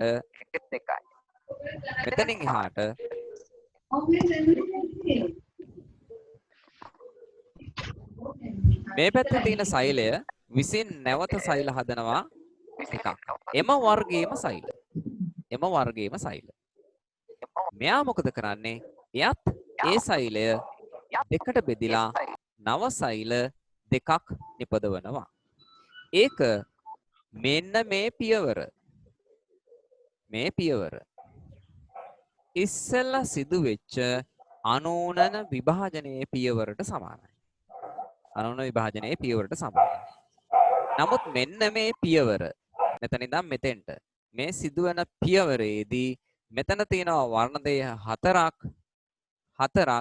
ඒ වර්ණ දේහ 4ක් තියෙන එක මේ එක සෛලයකට එනකොට වර්ණ දේහ කීයක් බවට පත් වෙලාද? 2යි. 2ක් බවට පත් වෙලා. එහෙනම් අපේ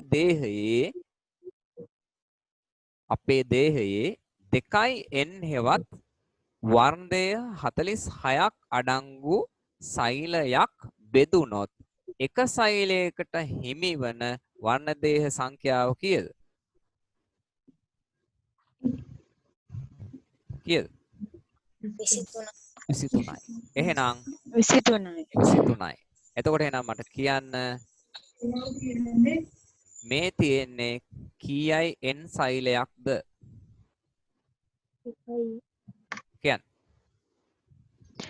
දෙකයින් 2n සෛලයක්. එහෙනම් මේ x සෛලයක් ගත්තොත් ඒක කීයයි nද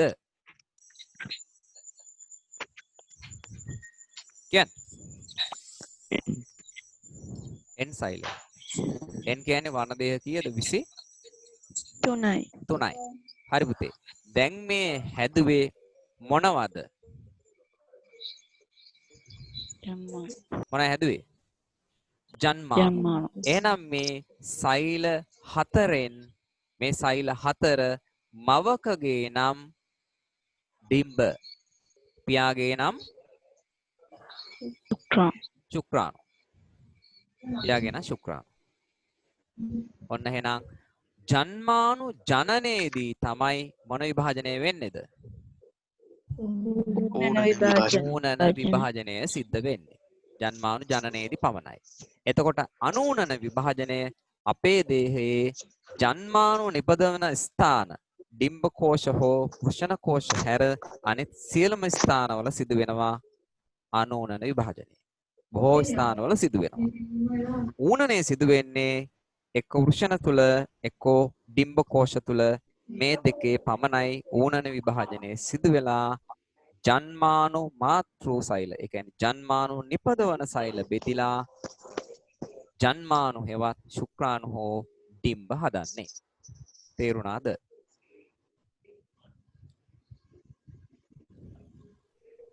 දැන්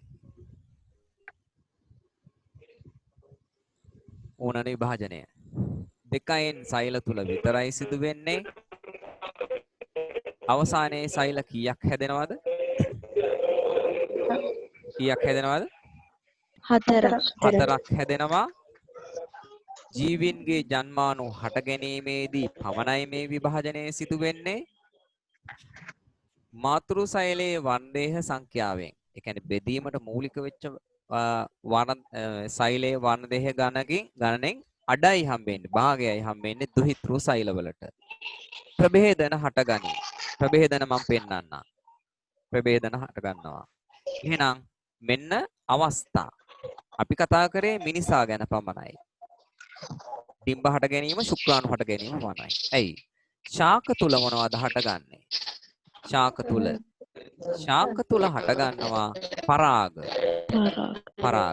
අපි කියනවා පුං ජන්මානු කියලා. පරාග වලට. ඩිම්බ වලට කියනවා ජායා ජන්මානු කියලා. එතකොට පරාග ඩිම්බ හදනකොට ජීවීන්ගේ නම් ශුක්‍රාණු ඩිම්බ නිෂ්පාදනයේදී ශාක තුල සතුන් තුල. එහෙනම් මේ අවස්ථා සියල්ලේදීම සිදු වෙන්නේ මොකක්ද? ඌනන විභාජනය. ඌනන විභාජනය. හරි.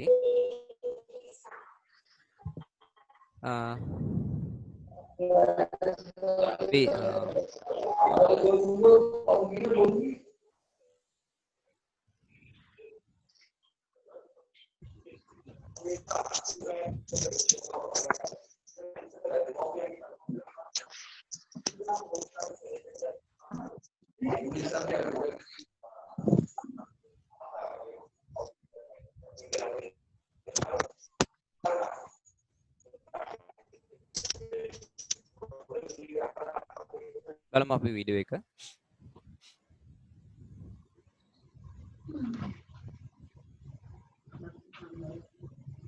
ස්ක්‍රීන් එක ෂෙයා වෙලා ඇත්ත ඔයගලන්ට.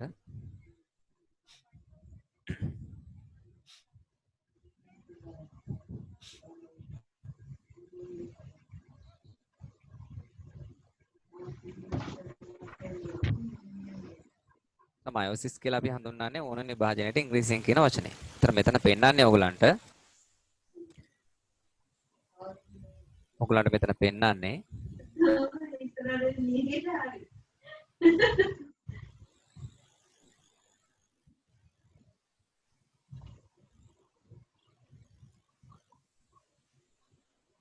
මවකගේ නම් ඩිම්බ කෝෂ, පියාගේ නම් වෘෂණ කෝෂ. ඒතර වෘෂණවල නිපද වෙන්නේ ශුක්‍රාණු.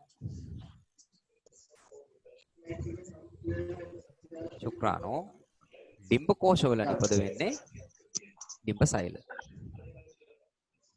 මේ නිපදවීම අදාළ වෙන විභාජනය ඌනන විභාජනය. අපි යමු ඉස්සරහට.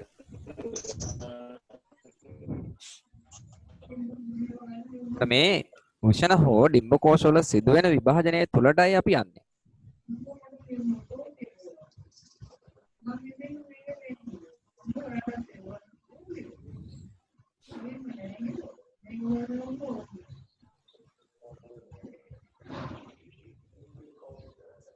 හරි.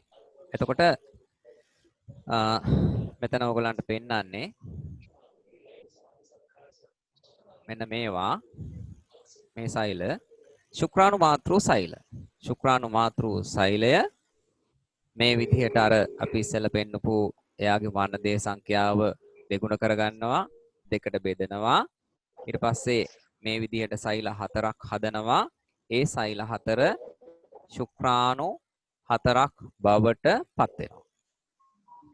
එතකොට මේ කොටසේදී තමයි අපි දකින්නේ ඌනන විභාජනය සිදුවෙන ආකාරය. අපි ඒක සවිස්තරව දැන් බලමු.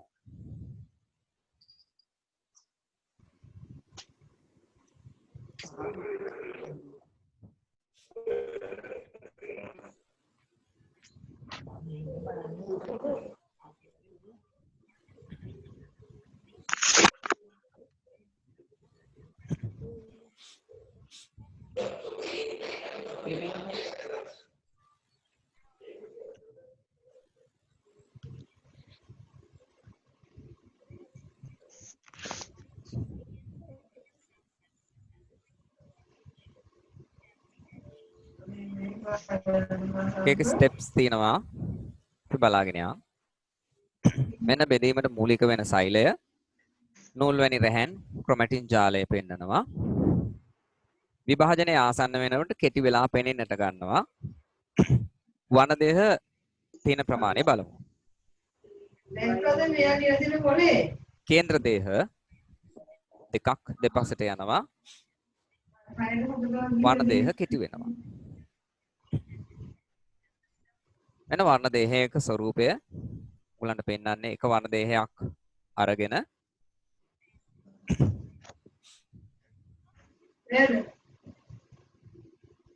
වර්ණ දේහයක් අරගෙනයි පෙන්වන්නේ.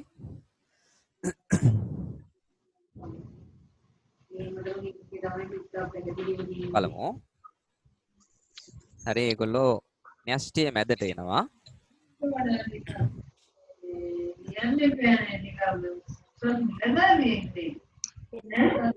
අවනි කවිෂ කතා කරනවා.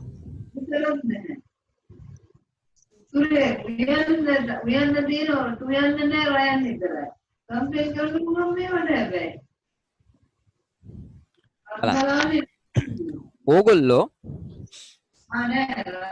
ඉස්සෙල්ලා වීඩියෝ එකේදී දැක්කේ පවනි කවිෂා සද්ද නවත්තන්න.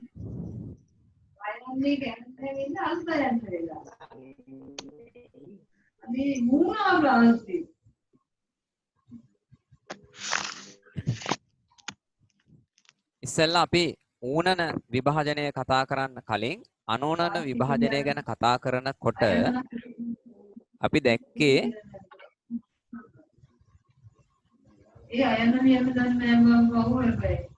මේ සෛලයේ න්‍යෂ්ටියේ අපි එක වර්ණ දේහයක් ගත්තොත් මේවට කේන්ද්‍ර දේහ සම්බන්ධ වුණේ මෙන්න මෙහෙම. සම්බන්ධ වුණේ කොහොමද? මෙතන කේන්ද්‍ර දේහේ තිබ්බ එයාගෙන් තන්තුවක් ආවම සම්බන්ධ වුණා. මෙයා දෙකට පැලිලා දෙපසට වෙන් වුණා.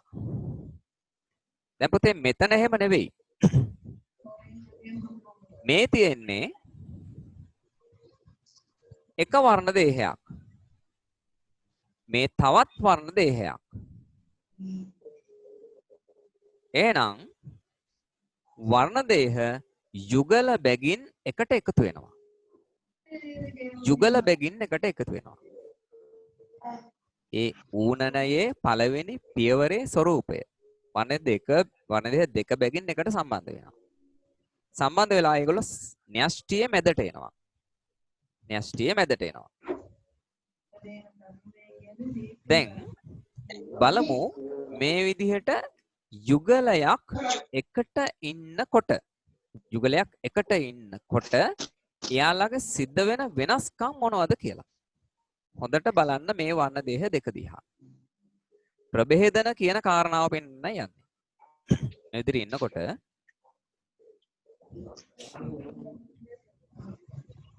එබාන කොටස් දෙකට වෙන වැඩි.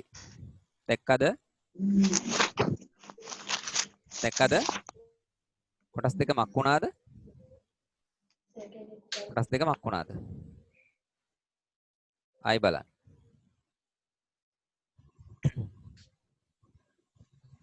අන්න කොටස් දෙක මාරු වුණා. ඒගොල්ලන්ගේ දැන් මෙතන කොටසේ තිබ්බ ජාන සමූහය අනිත් පැත්තට එතන තිබ්බ ජාන සමූහය මේ පැත්තට ගියා. හොඳට මේ ඔන්න ඔය වගේ අවස්ථාවක් තමයි අපි කියන්නේ මොනවා හටගන්න අවස්ථාවක් කියලාද? ප්‍රභේදන.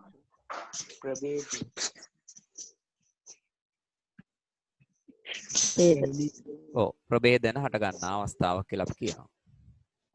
එතකොට මේ වර්ණ දේහ එකට එකතු වීම යුගල බැගින් එකට එකතු වීම වර්ණ දේහ යුගලයක් එකට එකතු වීම අනූනන විභාජනයේදී සිදු වෙනවද? නෑ. එහෙනම් අනූනන විභාජනයේදී මේ විදිහට ප්‍රභේදන හට ගැනීම වෙනවද?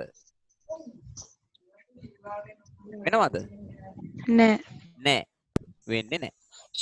අපි ප්‍රභේදනයක් සාමාන්‍යකරණය කරමු. දැන් ඔයගොල්ලන්ගේ යාළුවෙක්ගේ ගෙදරක තියෙනවා මී අඹ ගහක්. කෑවහම පුදුම රසයි. අපි එයාගෙන් ඉල්ලගෙන නැත්නම් අපි කාපු ගෙඩියේ බීජය අපි ගෙදර අරන් ගිහිල්ලා ඕක පැල කරනවා. දැන් පැල කරාට පස්සේ අපිට ওই ගහේ මී අඹ මැද හැදෙන්නේ ඔය බීජේ පැලුණා.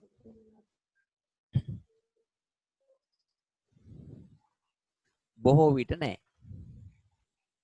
විට නෑ.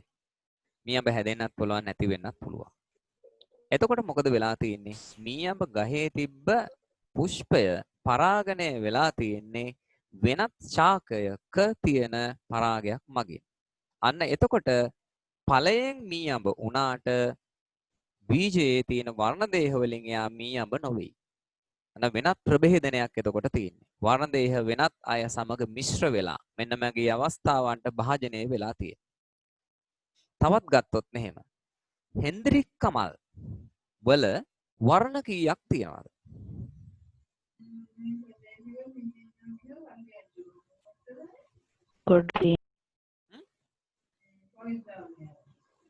කීයක් තියෙනවද?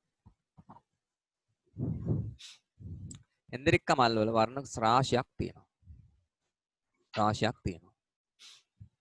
එතකොට අපි එක මල් වර්ගයක් අපි හිටෙවුවොත් එහෙම කාලයක් යනකොට ඒ මල් වර්ගයේ බීජ නැවත අරන් හිටෙවුවොත් ඒව නෙමෙයි තියෙන වෙන වර්ගයක් තියෙනවා. එහෙම වෙනවා. ඊගාවට තව ඔහොම ගත්තොත් මෙහෙම තව කතාවක් අපි බලමු. දැන් ඕගොල්ලෝ ලස්සන කූඩුළු වර්ගයක් දැකලා අපි තුමු රතු පාට කියලා. තද රතු පාට කූඩුළු ටිකක් අපි අරන් ඇවිල්ලා ඒ කූඩුළු බීජ ටික අපි හිටවනවා. පාත්‍යයක් හදලා පැල කරනවා. මේ පාත්‍ය හදලා පැල කරාට පස්සේ අපිට පළවෙනි කන්නේදී පළවෙනි පාර අපිට ඒ ගස්වල මල් හැදුනාට පස්සේ අපි දකින්නේ පාත්‍යයේ තියෙන පුතේ සියලුම මල් ටික රතු පාට. සියලුම රතු පාටයි. ආයි මල් හැදෙනවා.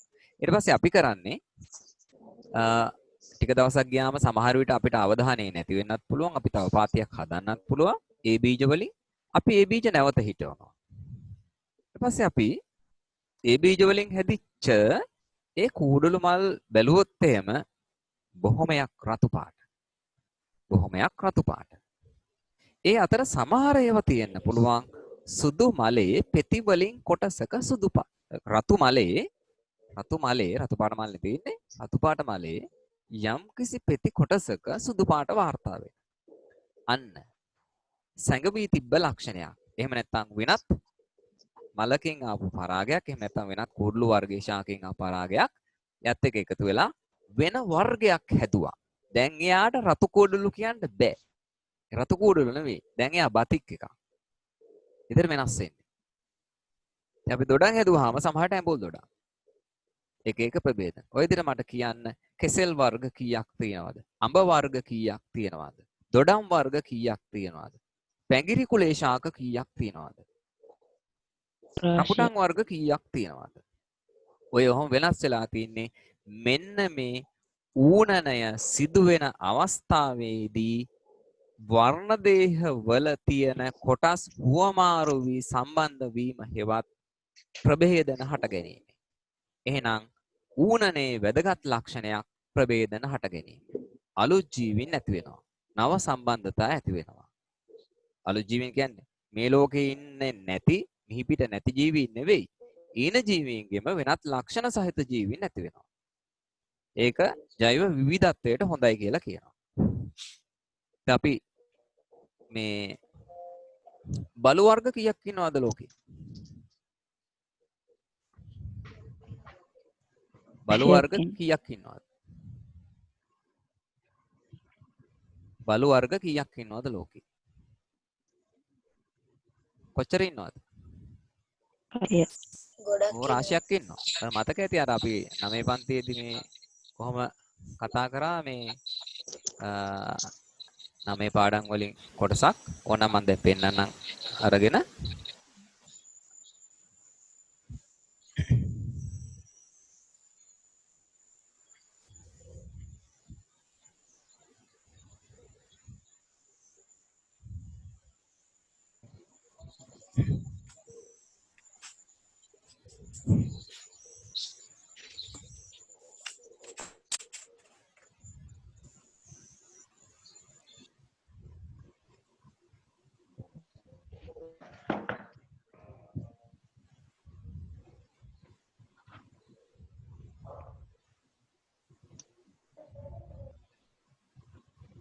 පේනවනේ?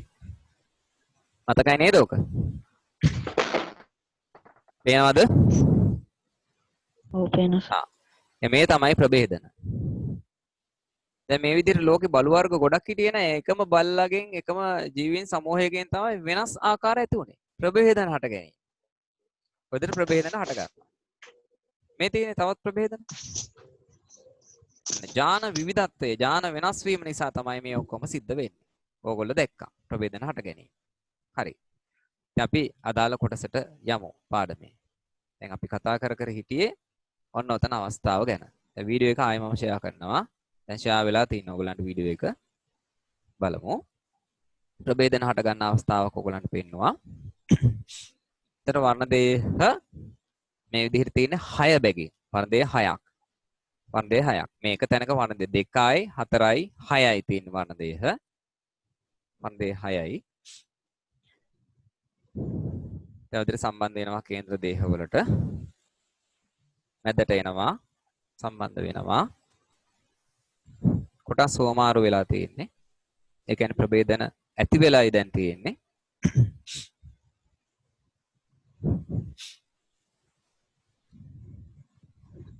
මෙතන පෙන්නන්නේ ඕගලන්ට තව මතක් කිරීමක් මේ ඉස්සෙල්ලා එක.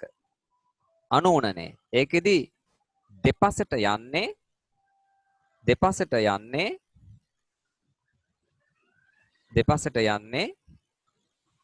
වර්ණ දේහය දෙකට පැලිලා. මේ විදිහට දෙපසට යන්නේ වර්ණ දේහය දෙකට පැලිලා. දැන් මෙතනදී වර්ණ දේහය දෙකට පැලිලා යන්නේ නැහැ. වර්ණ දේහ දෙකක් දෙපසට වෙන් වෙනවා. මේ ඌණනය. මේක අනුුණනය.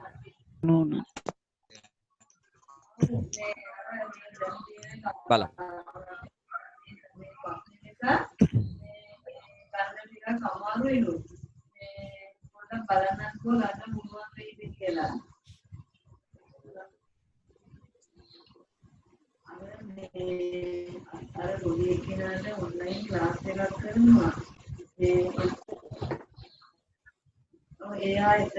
අද පීඨමේදී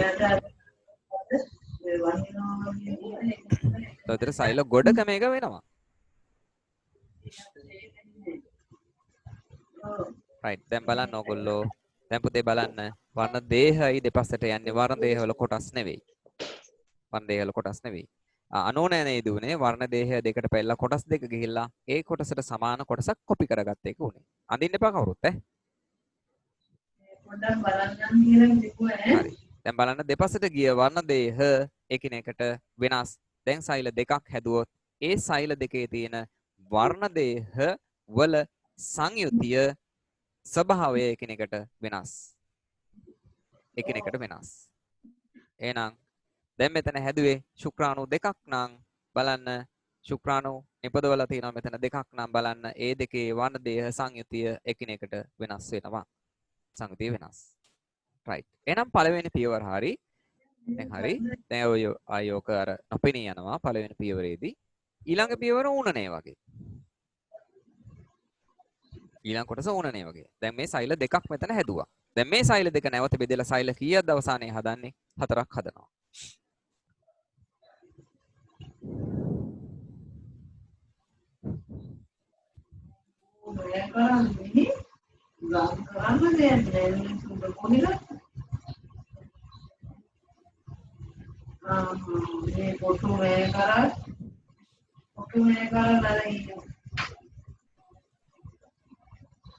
මේ අපේ දෙවෙනි පියවර. දැන් එතකොට මැදට එන්නේ අර ඉස්සෙල්ලා වගේ වර්ණ දේහ ටික එන්නේ. වර්ණ දේහ යුගල නෙමෙයි පුතේ එන්නේ මෙතෙන්ට. වර්ණ දේහ දෙකට වෙන් වෙන්නේ වර්ණ දේහ කොටස්. කොටස්. හරි. දැන් සෛල කීයක් හැදුවද? සෛල 4ක් හැදුවා. සෛල 4 තියෙන වර්ණ දේහ සංඛ්‍යාව බලන්න. මුල්ම සෛලයේ තිබුණේ 6ක්. මේ එකකට ගියේ කොටස් 3 බැගින්. දැන් එයා මොකද කරන්නේ ආයෙත් මේ එක කොටසකට සමානව තව කොටසක් එයා කොපි කරගෙන වර්ණ දේහ කීයක් අඩංගු වෙන්නද එයා නිර්මාණය කරගත්තේ? එකක වර්ණ දේහ කීයද? 3ක් වෙන විදිහ 3යි. එහෙනම් මාතෘ සෛලයේ තිබෙ වර්ණ දේහ කීයද? 6යි. කීයක් තිබුණේ? 6ක් තිබ්බා. මාතෘ සෛලයේ 6යි, දුහිතෘ සෛලයේ 3යි. එහෙනම් 46ක් තිබුණා නම් මෙතන මේ සෛලවල කීයද තියෙන්නේ? 23 බැගින්. ඔන්න පුතේ ඌනන විභාජනය සිදු වෙන විදිහ.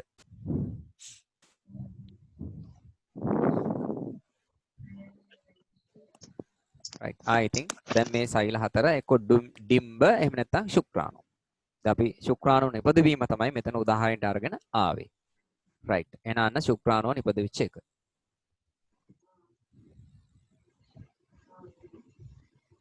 right. දැන් බලන්න මවගේ සහ පියාගේ ජන්මාණු ආශ්‍රයෙන් ඩිම්බ සහ ශුක්‍රාණු හැදුනා. ඩිම්බේක වර්ණ දේහ පෙන්නනවා ඔයාලට 23යි කියලා. ශුක්‍රාණුවේ වර්ණ දේහ 23යි කියලා පෙන්නනවා. මේ දෙක එකතු වෙලා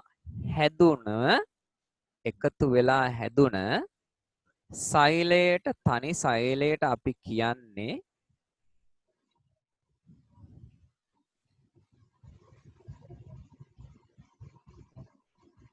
යුක්තාණුව. ඒ යුක්තාණුව තමයි අවසානයේදී කවුද නැවත බෙදිලා මේ දරුවාගේ තත්වයට පත් වෙන්නේ නැවත දරුවෙක් නිර්මාණය වෙන්නේ. ඒ දරුවා නිර්මාණය වෙනකොට 23 බැගින් නැවිලා යුක්තාණුව කීයක් හදනවද වර්ණ දේහ? 46ක් හදනවා. ඒ 46ක් වෙන මේ බබාගේ දේහ සෛල බෙදෙන්නේ නැවත මොකද්ද? එකයි. නැවත බෙදෙන්නේ විභාජන ක්‍රමය අනූනනය. එහෙනම් ඌනනය වෙන්නේ මෙතනින්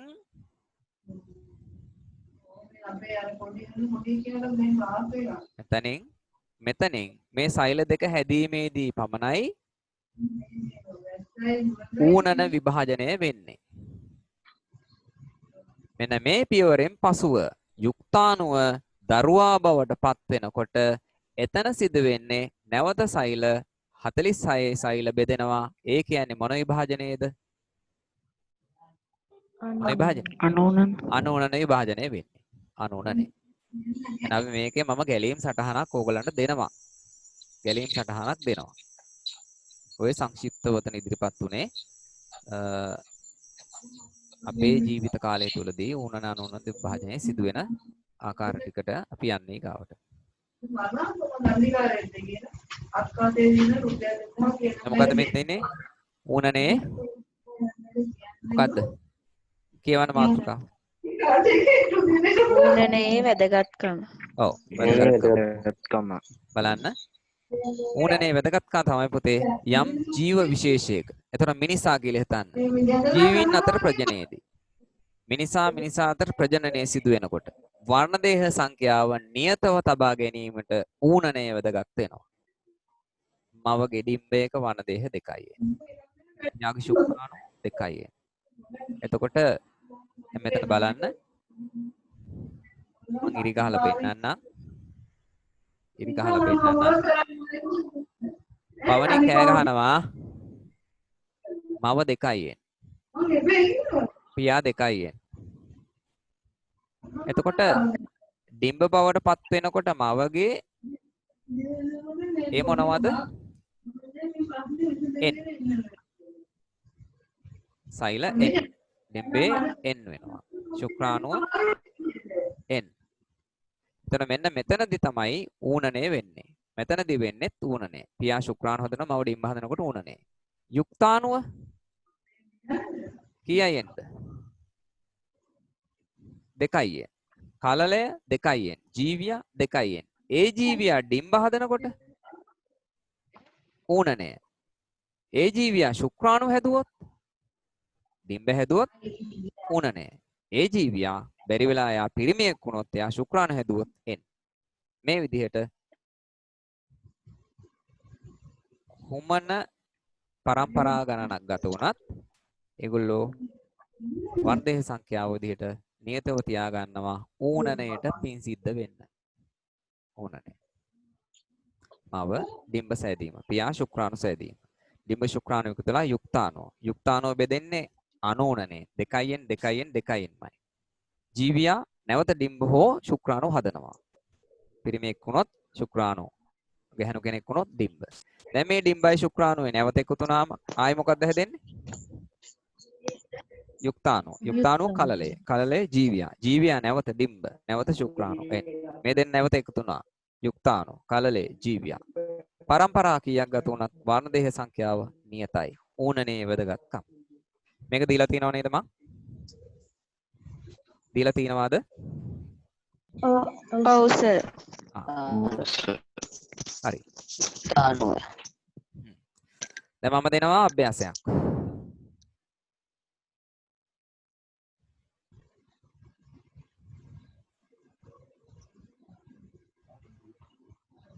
අභ්‍යාසයක් දෙනවා.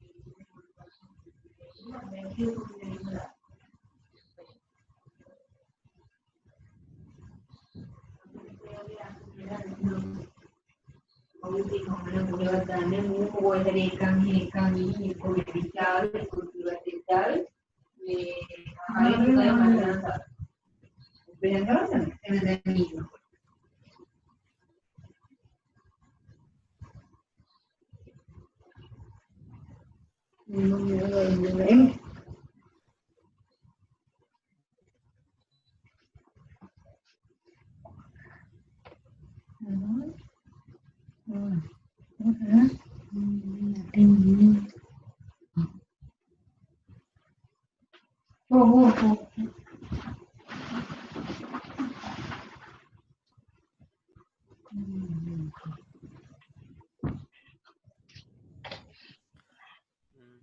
මාත් එක්ක අඳින්න ගන්නකෝ.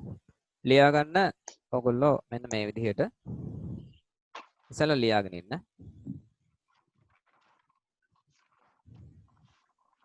ප්‍රශ්න ලියන්න.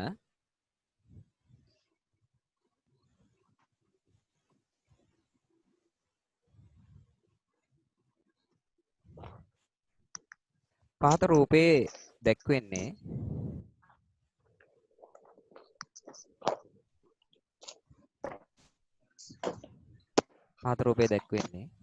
ලියන්න.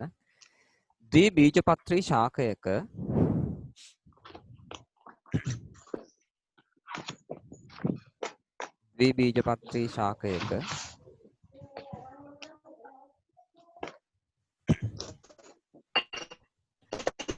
අර්ධ පුෂ්පයයි.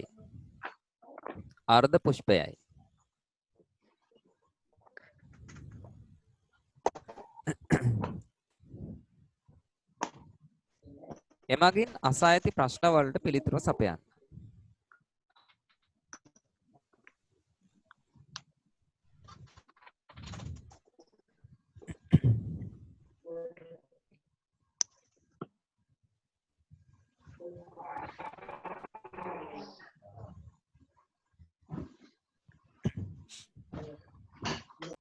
හරි.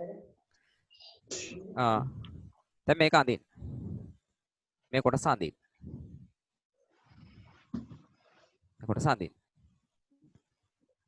සම්පූර්ණ view එක අඳින්න. මේකේ අර ඩොට් වගේ පිටවන්න.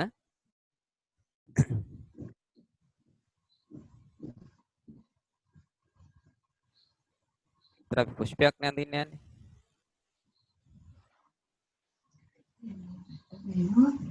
ඊට පස්සේ ඔයගොල්ලන්ට මේකට අර්ධ පුෂ්පේ නම් අපි පෙති 3ක් දාමු. පෙති 3ක්.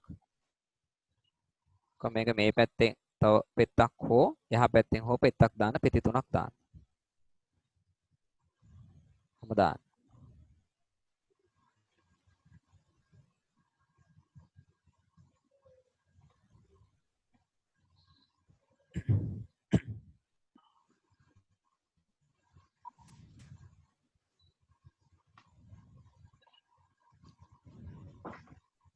ඊගාට මෙතනින් නිරූපණයක් දෙන්න.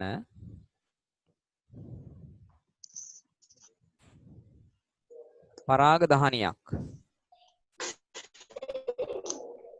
දහනියක් නිරූපණය කරන්න. පරාග දහනිය වටේට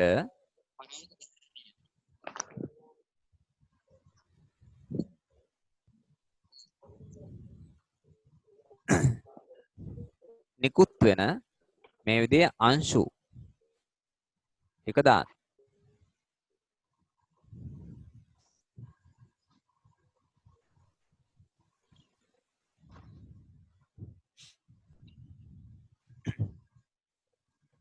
දැන් මේ අංශු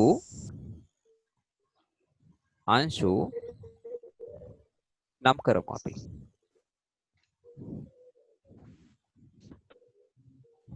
එවයි.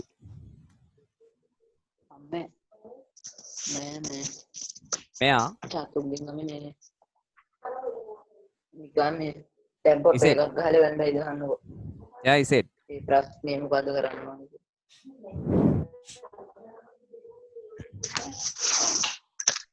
ඔව්.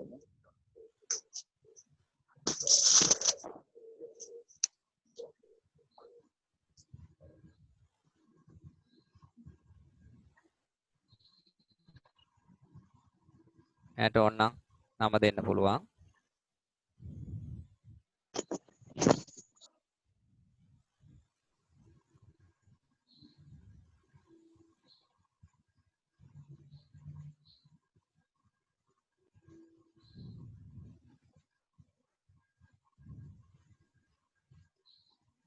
පරාග දහනිය.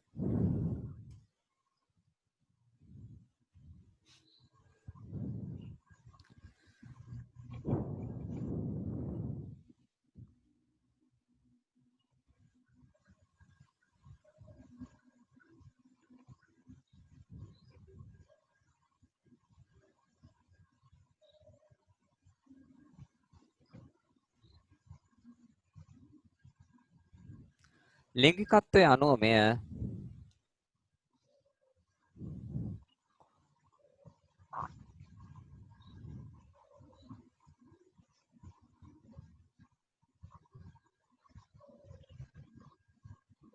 කුමන පුෂ්පයක්ද?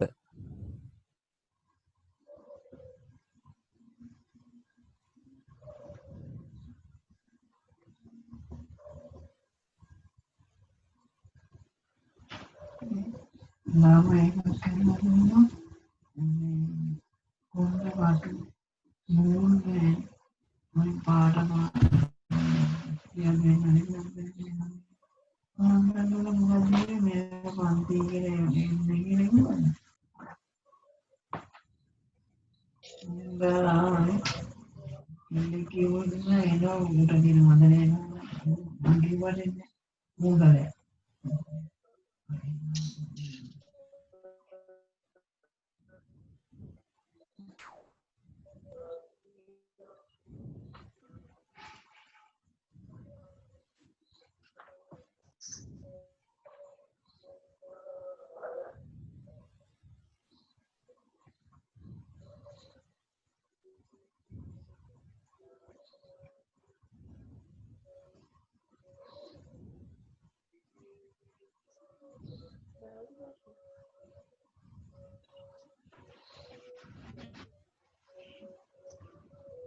Itu lagi itu mana dulu?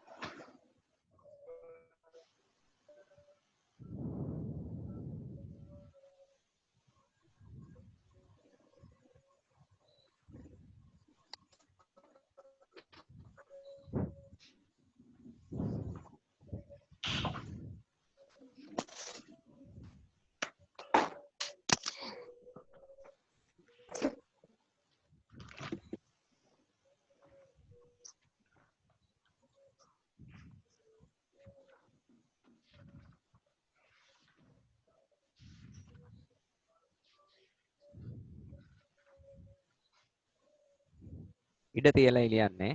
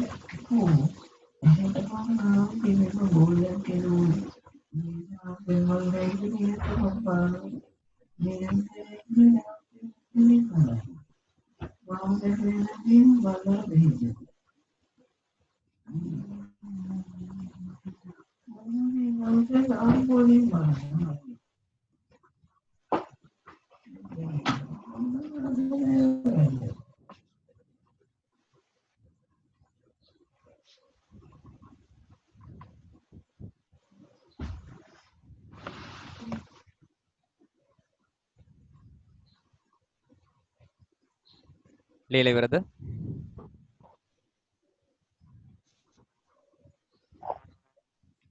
දැන් අයින් කරනවා මේක.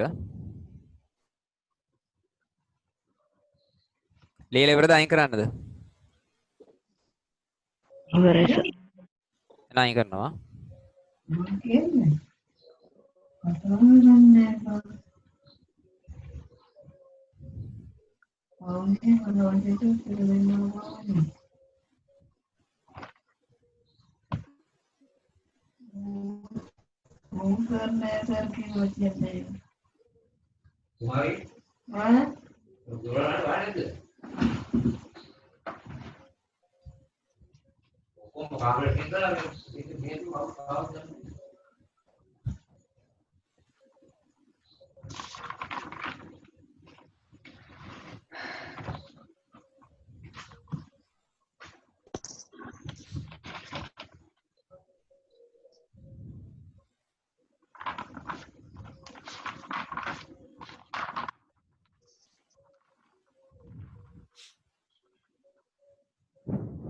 තව ටික ලියන්න ඉඩ තියලා ලියන ඊළඟ ප්‍රශ්නේ. ඊළඟ ප්‍රශ්නේ ලියන්න.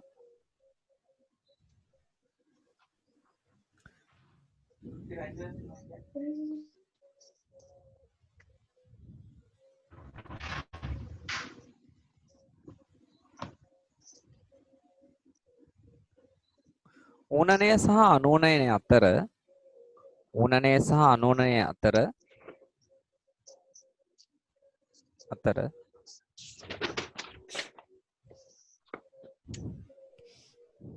වෙනස්කම්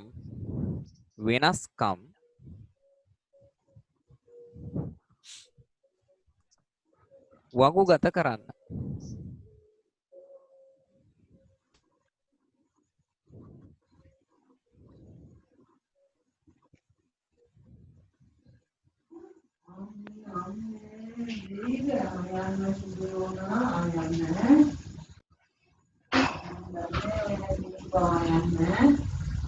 වෙනස්කම් වගුගත කරන්න.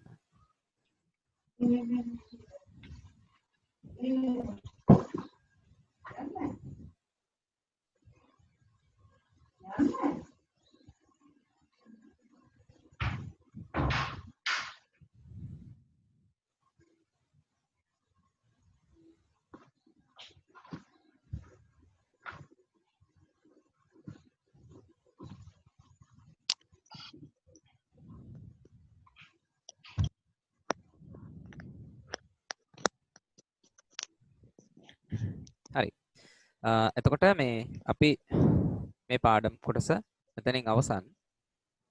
ඔයාලා උත්තර ලියලා කොලේක හරි පොතේ හරි කවන්නේ. මට හෙට දවසේ ඇතුළත උත්තර ටික WhatsApp group එකට දාන්න. නම දාන්න ඕනේ නැහැ මොකද නමින් එවන්නේ.